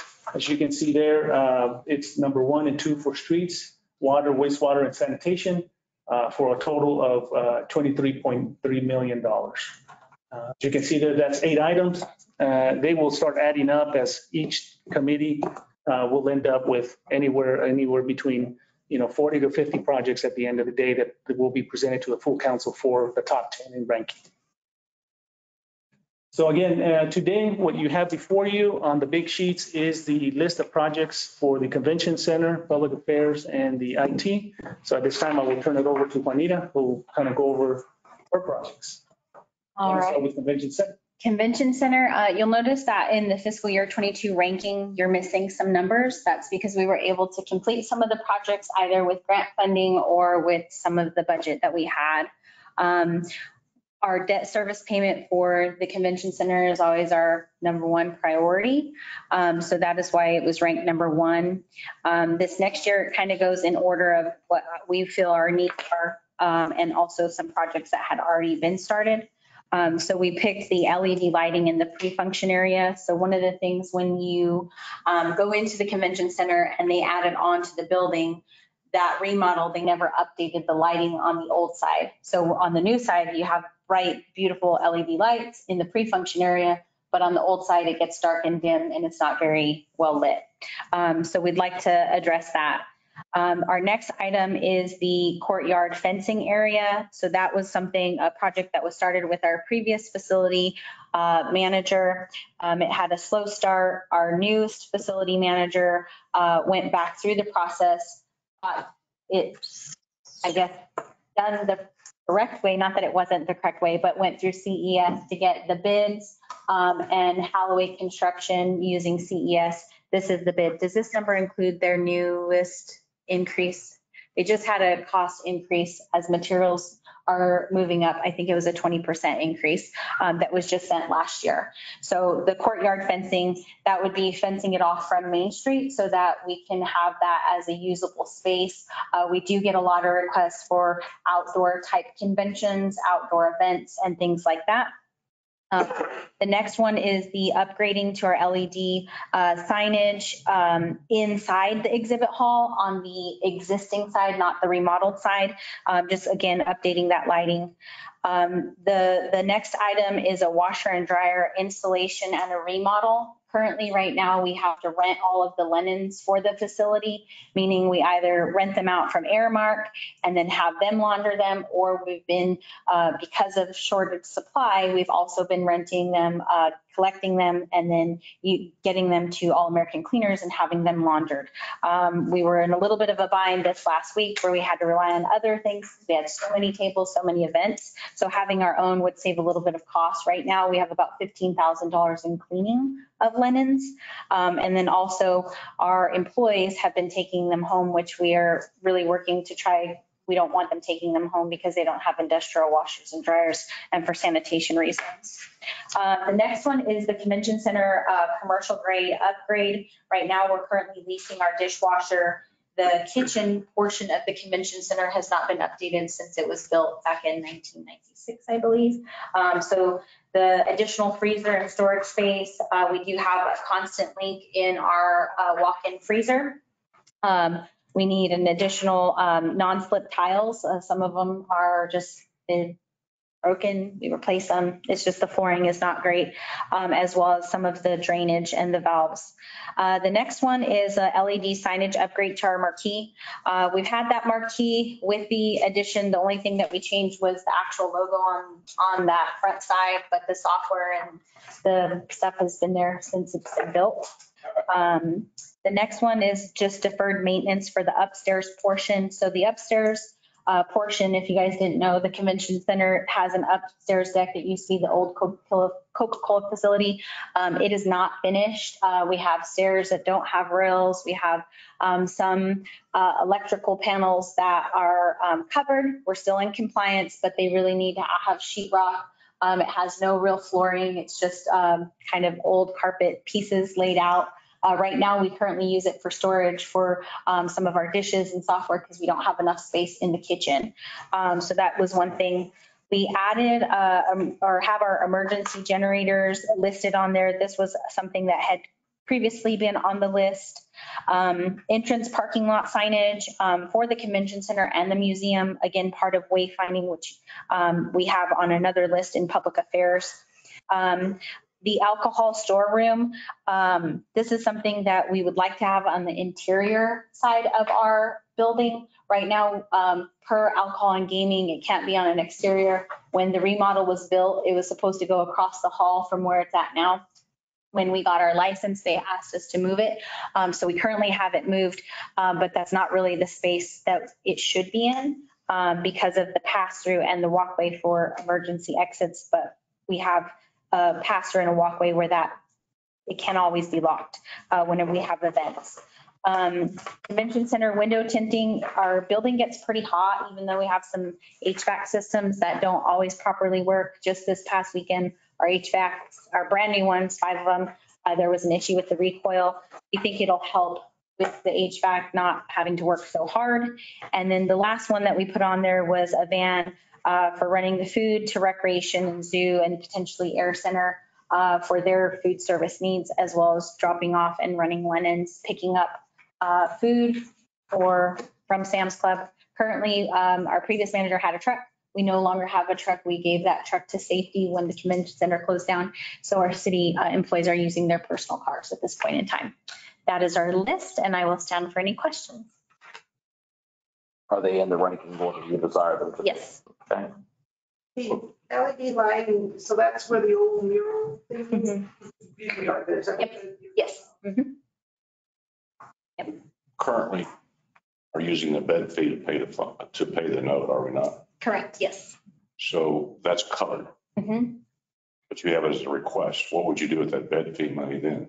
It's still listed on there. Our previous council just had us listed as a ranking of number 1 because it won't ever go away. So we just left it on there until it's paid off. I mean, so why would we want to turn this into the state as a request? No, in Mr. Chair and Councilor, in the past, we haven't turned this into the state. It should be on the list. So what we've asked is just right now, the exercise is to select the top 2 projects. And those are the projects that will end up being included in the overall list that will go to the state. This is an internal capital project list that we've used ourselves internally just for city purposes to identify all of those, every single capital project, including some of those long-term debt that we want to be mindful of that have to be funded every year. But when it comes down to submitting it to the ICIP list, It doesn't go on there. they don't go on there. So at this time, it's just a matter of selecting the top 2 projects, Gotcha. brick and mortar type projects or equipment. Sure, probably another way to explain that as well too is we do over $46 million worth of projects a year. We receive $3 million a year from ICIP legislative funding. So we have a master list of projects of everything that we're doing, whatever money, whether it be grant money, whether it be that. And then of course, we break out a part of 50 projects or so that we want to send for the ICIP that we want the legislature to consider for assisting with us. So that's that process. We have a big master list and then we try to trim it down from there. That's correct. And in the past, if it was, I mean, we had that master list that's really big.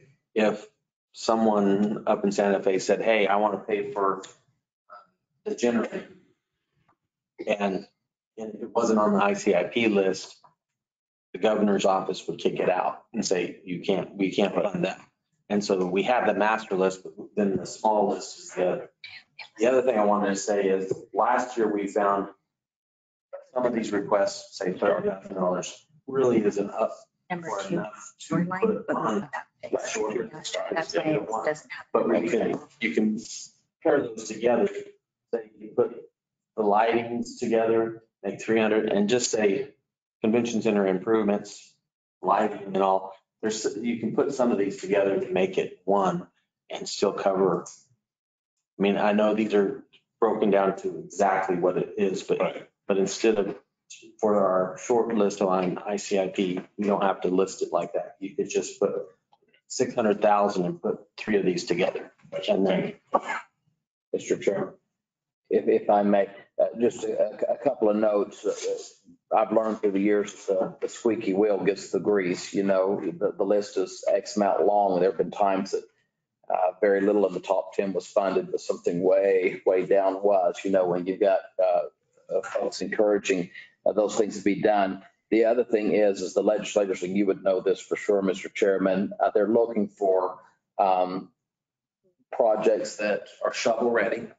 They're looking for projects that are going to get completed. The money's going to be done, and they're not just given 5% and you're looking for 95%. So keeping the numbers at a realistic effort as well, especially in your top tiers, will garnish a much greater opportunity of getting the funding. Mr. Chair, members of the committee, you might wonder on the ranking where number 2 is at. That was a project that was completed. That was a sewer line rehabilitation that was done. You also might think, where did number 10 go? That was part of the office. It was the carpet and the paint that we actually paid for through state grant funding, not through ICIP money, but we had that project completed. So that's why they're not on your fiscal year 22 ranking.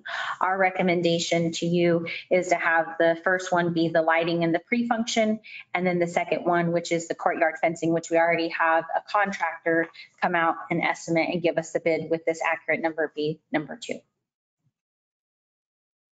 Mr. Chairman, would your pleasure be to hear also from the projects of public affairs and then take both of these up at one time or separate? Let's do one at a time. Questions I have. Anybody else? Can I add, the emergency generators are one of those problems that I have because it was in the original plans for the, I believe, it was in the original plans for the upgrade.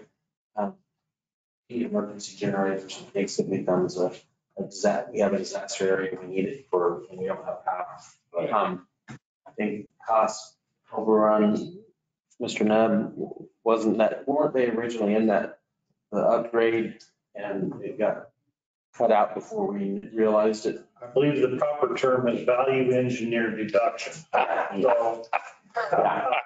So yes, so the project was lost some of its legs before it was completed due to other cost overruns. So It is something that I think that we need to have at the convention center, and it's something that we need to have at the rec center, that value engineered out. But I'm okay with us looking at other means of getting it, but I want to keep it on our ICF. Yeah. It's a safety issue. On those generators, we just ordered one for the water plant in February. The delivery date for it is tentatively July of next year. Like 24. Yes. Well, that's not bad. Considering some of our things that we try to get. So they're looking at, you got an 18-month. They have them sitting they've got pictures of the parking lot at Cummins with just hundreds and hundreds of generators with no chips to run them. Sound like an automotive. So we'll get a old generator with a new chip. So remind me again, after we pay the bonds, what's the balance of the bed tax?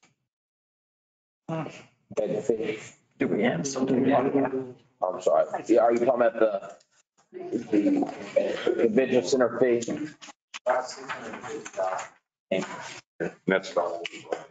I think you're on. That, it covers the payment usually. 600. So It's like 486 in August and then like 68 in principal or interest in like February or something like that. I agree. There it is. It was at a point where we were building about 200,000 a year but then COVID hit. And so Well, I understand, but we're looking at greener pastures, hopefully. we are. And I'm just wondering, That's if what really, we're starting at after the We're at 683 right now. payment in. We still have one more month. right. And is don't that, ask me to go to the legislature and ask for. they're saying that's not going on. Yeah. I understand, but They have a beginning cash balance already. Because that money can be used specifically. Only for the convention center. That bed tax is only for the convention center. So any excess funds can be used for that. right, So, we can do everything. But I mean, it doesn't generate enough to write a check for everything on this list. I mean, I understand that, but I get it. Yeah, but Mr. Chair, I really do believe that the generators are, even though they're way out there in time delivery, are a safety item. And I would see that as a more important item than LED lighting. LED lighting, we can almost pay with what we have left in. Right, some of these items can be picked off, I think, with bed tax revenues that will surpass our bond payment. I agree. We can address I think that. I would think it would be number one in my vote because it's. well, that's the only one I'll go to the legislature lobby for on this list. Yeah. Mr. Chairman, can I ask, Joe, do you know, have we heard yet what's the expectation? I know that we've had several committee meetings for the legislators that have gone through. What are we looking at from? I mean, it's going to be big compared to years in the past, but have we had a number come out to what we're expecting from legislators? Mr. Chair, councilors, I don't think we've heard a number. I believe that there has been a very big drive for infrastructure. So we're hearing a lot of those conversations coming out of, they want to try to move less money toward the infrastructure, water, sewer, any of that type of infrastructure. We're going to use that. I would probably throw out one more thing on this one as well too, is that this is part of the reason for the American Rescue Plan money, is that you could take some of these and move them through that American Rescue Plan money, because it was based upon tourism-related businesses of what the impact was. Convention center qualifies directly for that use. And so you could be very selective in what you want the legislatures to consider. And if it's something that's very important, I would say utilize the American Rescue Plan funding for this purpose because of the chance that funding may not arrive. Correct. I agree. Well, I haven't been to several functions at the convention center. I agree that the lighting needs to be fixed. I'm not sure I want to go to my legislator and get it done. We got to figure out another way to fund those projects. But and I don't see a sound system upgrade. The sound system in that building leaves a whole lot to be desired, in my opinion. Believe it or not, the sound system is new. I know it's new. $475,000, but Terrible. Still bad. You sit up there on where we sit and you can't hear. we can ask our. I have a difficult time hearing up there, and I don't think I'm the only one that could express that. Oh, I got, So I see the lips moving or whoever's over the microphone.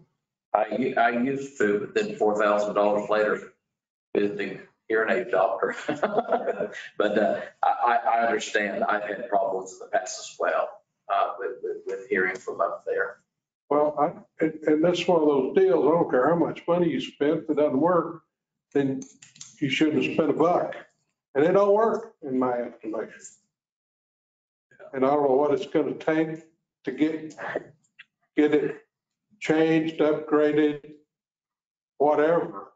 But I'll just tell you, the first time I was in that building and remodeled was when we had the incident with firefighters out of Dare Center with the 4th of July shot. I couldn't understand what the minister was saying half the time. That's just. But that may. Yeah, And it was part of the build, so we can go back. I was sitting kind of middle of the pack against one of the walls, closer to the interior wall, but it was hard to understand what was going on. We can add sound system to this list, right? Can I add that? Yes. Okay. I don't know who's the sound engineer that you can, The contractor that they selected that currently put it in was part of the rebuild, and it's a company out of Albuquerque called Listen Up. I wasn't part of that process, but I can go back and do some digging. We have a contact. Right now, we use a local company, J&G Electric, that comes and helps us with our panel boxes. For example, the system had we needed additional mics put in because we had so many speakers. So they were able to assist us with that and add a box temporarily for this past weekend, where we had 5 microphones in one plug versus the 2 that we currently had fitted for. So I can add that and. And Mr. Chairman, I just recommended that it may be as simple as us getting a good audio engineer to come in. That our system may be good. We just need to make it work. I mean, I don't know what's wrong. I just don't, because I am not one of those. So I can wire a car, but I can't wire a house. Did he say he could hot wire a car? that's what I heard. Yeah, pretty good at it. Actually, I can, so. Although I'm a little lost on these newer models. So, Mr. Chairman, what is the desire and conversation for 1 and 2? I think in my estimation, 3 of you sitting here, that we move the generator up to the top and let's work on some of these other projects, but not included in that. That's not going to send the legislature. Just my opinion. Because I agree, the generator, hopefully it'll just rust right wherever it gets parked because we never have to use it. But as we all know, we could need it tomorrow. Yeah. We need it, don't have it. We're going Bad to be in shape. bad shape. But Mr. Chair, the other thing, this is just going to go into a final one. The whole city council will then go ahead and select 5. So I tell you what, the temporary fencing we had to set that up as a beer garden was really nice. If we had permanent fencing there, that would be nice. So if we want, I would make a suggestion that we put the fencing as number 2 to do that north side. It also helps keep the vagrants from sleeping on our benches, Or taking our plugs. We have to fix that because they, taking our plugs or turning our water on. Yes. I walked by there at 4 a.m. many a time and had to turn off the water that someone turned on. Just jumping. Well, but then they're trespassing. If they're now, Get the chief Yeah. to go arrest them for trespassing. That Well, may happen. well, no, they do a very good job of moving them on, but if it's not fenced, it's not. Yeah. So what height of fence are you talking about? we had two different options. One was a 6-foot and one was a 7-foot fence. We looked at various things. We needed a sound barrier because if you're going to have an event outside with the sound on Main Street, so it'd be kind of a block, furnished block on this side of Main Street. And then we would commingle it with the same type of fencing that is at the courtyard for the museum along the pathway and the walkway. We would keep the memorial outside of the fence so that if people who wanted to pay their respects and we had an event, they could still do that. And it would go around that round piece of art that's kind of like a bench.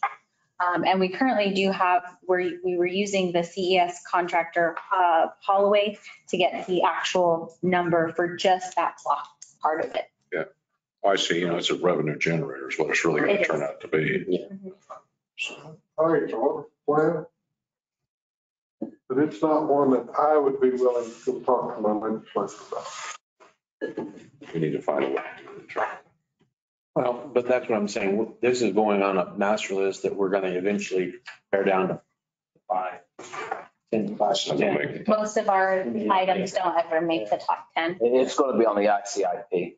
Yeah. Yeah. Well, all of these will be on the Correct. the But none of larger these. list, But or the short list. I'm not advocating that it's going to be in the top 5 or 10.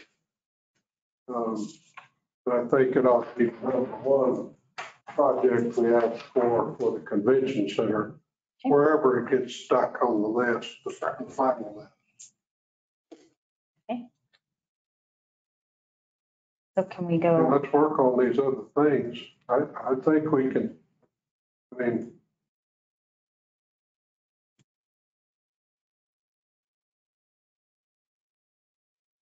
that's just my opinion. You're saying this as the project. Kind of. Right. You looking for a motion on this stuff? So just for Mr. Chair, so is number 2 the fencing, or what's number? Just number 1 is the emergency generators? Yes. Number 2 item?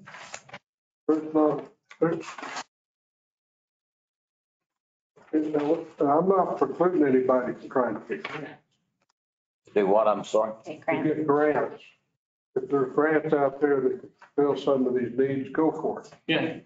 But for the ICIP, where we're going and asking for money to do projects, in my estimation, generator is the only thing I see that needs to be done. We're gonna have to figure out how to do this stuff internally, figure out a pecking order and start putting a little money in it, because we're not gonna be able to write a check for it at any time. But we could start on the lighting possibly out of the money that's left over after we make the bond payment. Well, the courtyard fencing, a lot of that can be as well. Just a matter of having a 1 and a 2 to send to, this fourth, and then council will make a final decision on the top 10. Then even out of that, a lot of them will. I understand. So we got the 1. So can I make a motion for the 1 and 2 and we just move forward? That's what you want to do.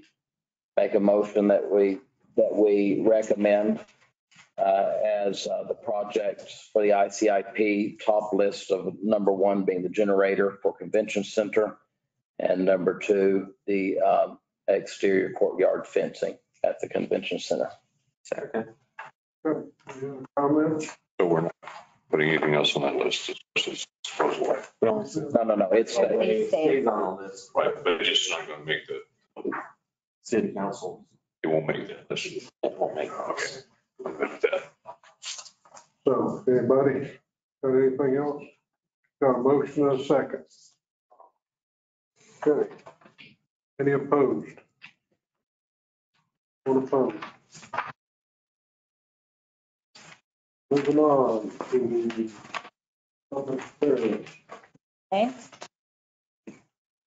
This is for public affairs, which is kind of encompasses the visitor center, marketing, and tourism as one.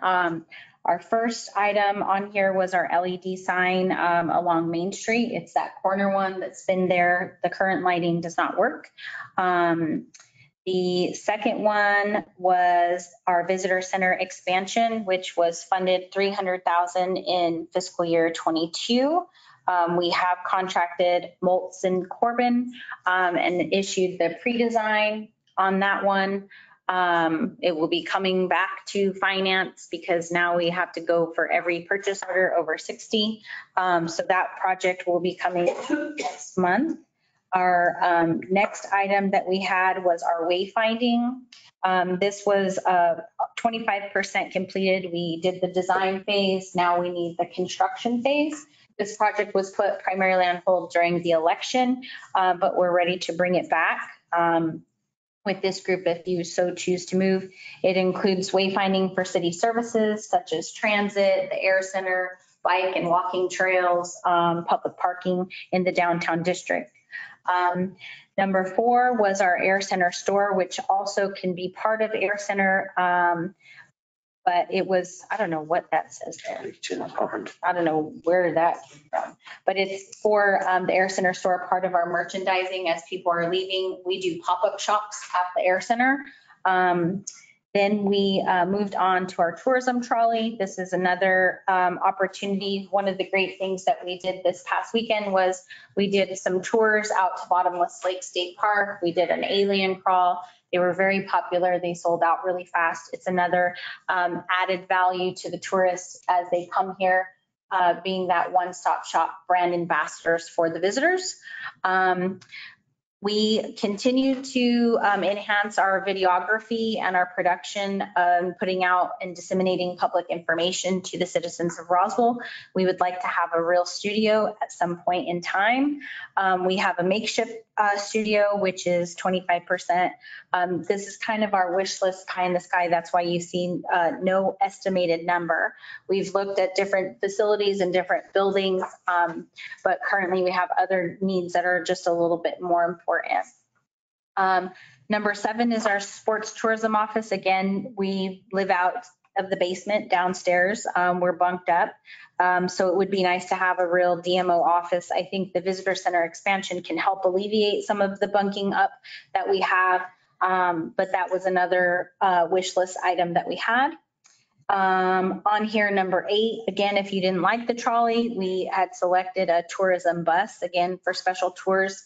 One of the things that we do in tourism is we do FAM tours, which are familiarization tours with the press and media, where we pitch them our community. They come out, we take them around. Thank you to Transit for lending us occasionally to do that. And then we get earned media coverage for it. So if you didn't like the trolley, we added a bus on this list. And that pretty much concludes our list. The newest item is the mural, which we are submitting grant funding for, but it's our Greetings from Roswell postcard that we've had designed by artist Michael Fish.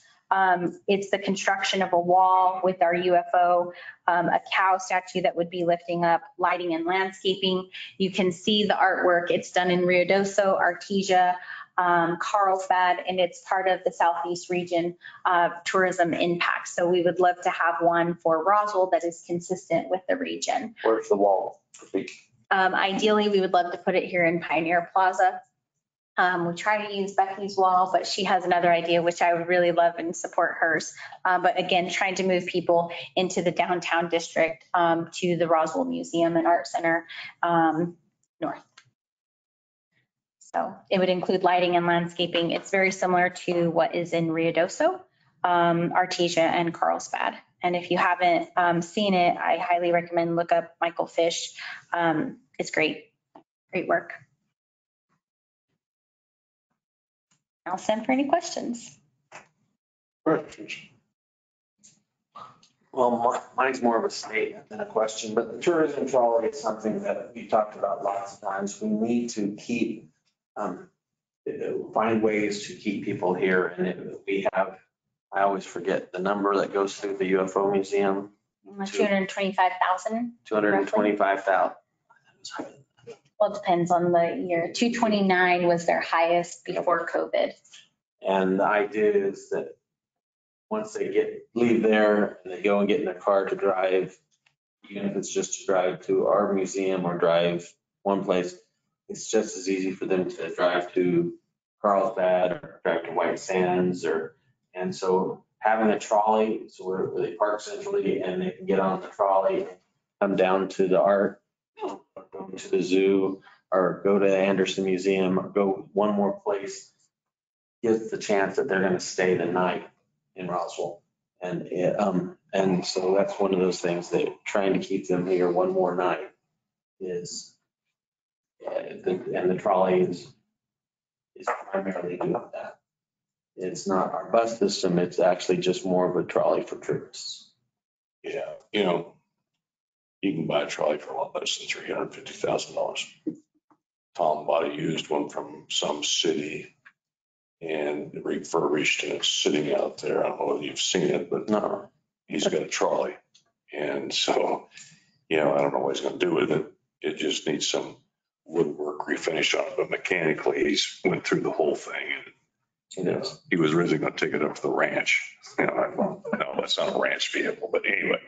But my point is, if you really wanted to go find a trolley, you can find from one of these other communities that are getting rid of their trolley or doing something and spend some money, a lot less than $350,000 for a trolley. And so I think Tom uses it at Christmas time, going around. That's it. So that would be something. But I don't disagree with you that some need for that could be done and needs to be looked at. But my question also is that the visitor city center expansion, the 300,000 was allocated. So, and you really were looking for 800. Mm-hmm. So are you still looking for 800 or are you looking for 500? We are looking, well, that money carries over, right? Because it's capital. Mm-hmm. So then we are only looking for 500. We did get the estimate. They gave us two options. One of the things that I would like to come back next month is if it didn't make this list, I'd like to request using American Rescue money because it is a tourism related facility. I'm also applying for a grant and it's not a lot of money. It's 50,000, but every little bit counts. Our bid estimates came in at 512 and 669, including tax for the two options, I believe. 661 and then 512 were the two. So it wasn't a huge difference between a 1-story or a 2-story. That would add additional space and room for it.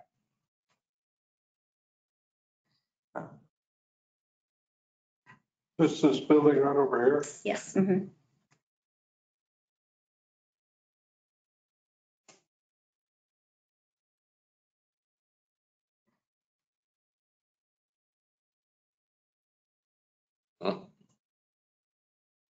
The argument was made that that's a historic structure at some point in its evolution. It is on the registry. When it was updated, I don't know, this was before my time, if the paperwork was filed. It does sit on there. The only benefit of having it on the registry is that it's on the registry. In some of these, my understanding in this, they would stay true to the structure because it is a very unique building and we don't want to take away the historic value that it does bring to our community as far as like the pitch roof, the Conoco station. In talking with our consultant or Moltz Corbin, is some of the, we want to take that historic and bring that to modern day of some type of a visual of a station, a gas station with our creating more of a storage. Well, having dealt with a historic building across Main Street, you can't just go stick stuff on it if you want to. It's a long, tedious, agonizing, expensive process. Okay. Slightly, right? Huh? Slightly, correct?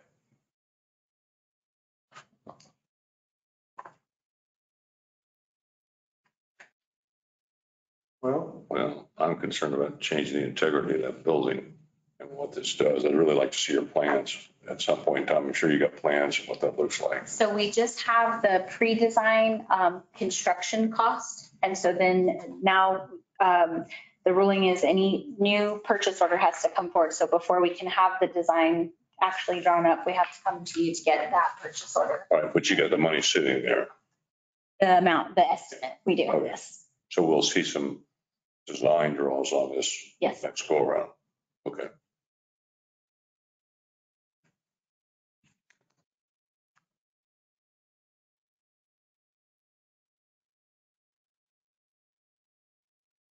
see, everybody's in love with all this stuff. I'm not thinking about any of it. Well, I want to see you know, move it. I want to see the visitor center expansion because that's the big dollar ticket on here. And just my feeling is that's the only thing I see on this list to move forward with. I would like to have some discussion. I mean, maybe you put the trolley, if we can get the state to pay for the trolley, that'd be great. But I think there's ways if we want to really, and I follow what you're saying, Councilor Foster, that we need to do something to attract more dollars to stay in this community from all of the number of people that are here. And if that's a method to do it, then we ought to look at a way to do that if we can't get the money from the state. So that's why I would think that the visitor center and the trolley would be the two things that we put on this list. Yeah. Just That's kind of where I'm at. So motion. I'll make the motion to put the visitor center as number one and the tourism trolley is number two for the public affairs. We put on our ICIP list. I second that motion. And Councilor Foster, that was a visitor center expansion, correct? Yes. Okay. Okay, any further discussion? Any opposed?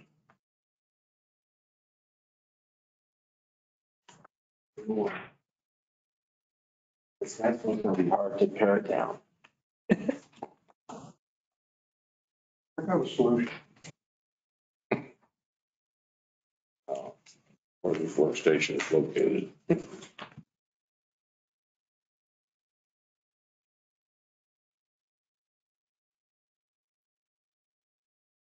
This one's not mine. Yeah, and then Mr. Chair and Jeff Bechtel, our IT director, is not here honestly, but This takes over 30 seconds. I'm kidding. this is the only item he had every year. He tries to replace some of our IT computers. Who's here to speak on this? Yeah.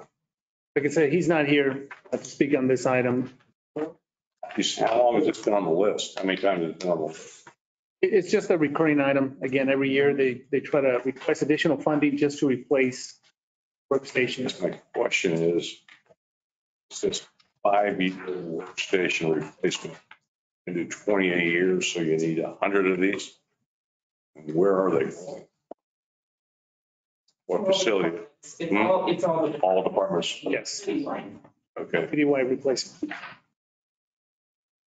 so that request really is $250,000.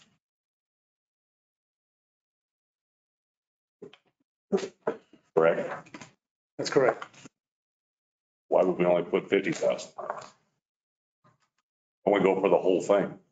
His request, again, as what he's done in the past, is every year he'll request funding to start replacing. And the computers include not only the employee workstations, but we have computers here for our conferences, conference rooms and so forth. So just like the vehicle replacement program, they request so many every year. He's requesting, replacing so many for 50,000. I guess my question is, what kind of shape are the workstations in now that we don't have? Mr. Need? Mr. Chair, Counselor, we do replace them as necessary, but I would say that I agree with you. Let's make that number a little bit higher in the first place to make it worth the legislature's time to even consider it. But I know they're on a cycle for replacement. I don't remember if we are up to date on our replacement, though. Don't have that information. Got more questions than we got answers, sounds to me. So, but I agree that going after a little bit higher, 50,000 was not a problem. No. 250,000. Yeah, move it to $250,000. And we have to wait for the chips anyway, so. Oh, it's getting, It's getting better. It's 271.6 days. Now it's 271 days. Progress. Yeah, we're making some real progress. What do you want to do? We did that number to 250 and he seconded it, so. Any further discussion? Anybody voting no? Okay. Okay, so now we're to public participation. How many public left? Yeah, I think we do. Do we? I'm glad Vicky's on. Anybody have any comments? Once? Mr. Chairman, Sir. I just have one.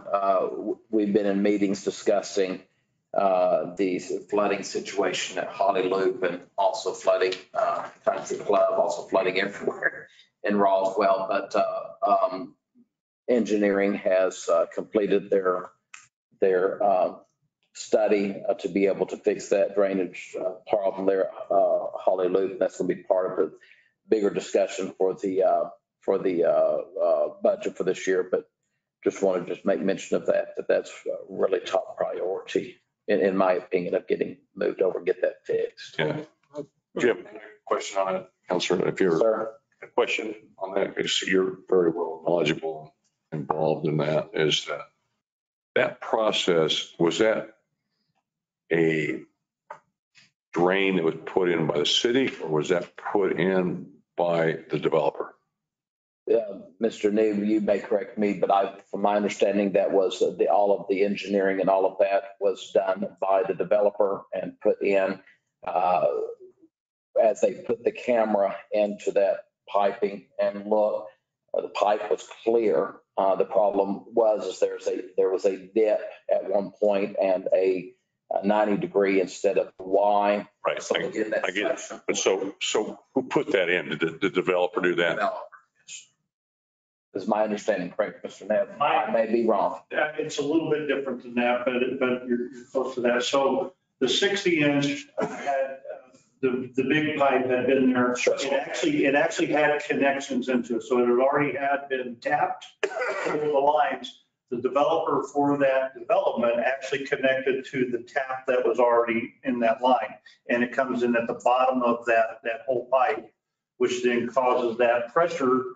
It did not allow the water to flow the appropriate way. So my understanding is that the developer connected to a tap that was already on the storm line for that development. So put the pipe in upside down.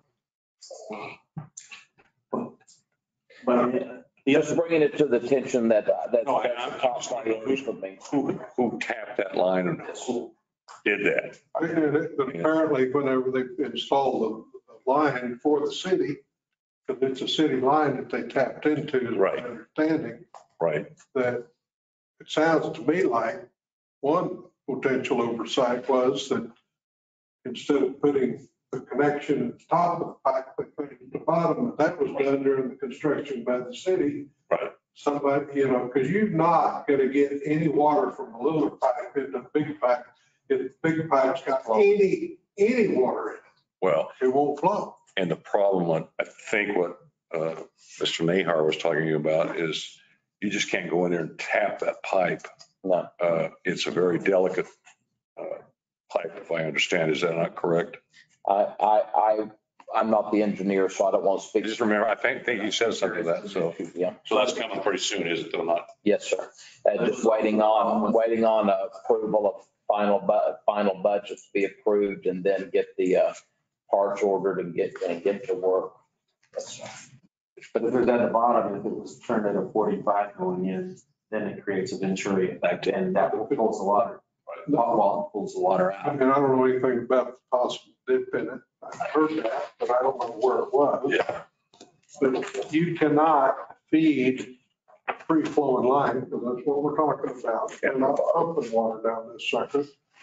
So if you want to stop inflow from another place, you connect it to the bottom. I don't care how much water you got in that sucker. You can have 4 inches, you can have it running full. It's not going to let that little pipe in, Right. whatever's behind it. Well, Not gonna happen. the statement is if you do it at a 45 and it's flowing this way, it creates a suction. But you still, it would have been better to come in at the top. So you still got to come at the top or at least mid-range up. It's my understanding when they opened up a couple of the manholes, it was able to reverse that pressure and it emptied very quickly once that happened, is what I was told. Well, yeah, vapor lock. Mr. Matthews was there when that took place, and he said it emptied very, very quick when they got that airlock. Question I have is he already has $173,000 in his current 23 budget ask for this fix. Yes. Correct. So then I just wanted to just say, want to make sure that's Yeah, safe. because he did say that he had it in his 23 budget. Yes, sir. So, I can just tell you that this little sheep herder put in lots of pipe, and I know what works and what doesn't. And when I heard about this, I go, who was the brainchild that figured this one? Because it ain't gonna work.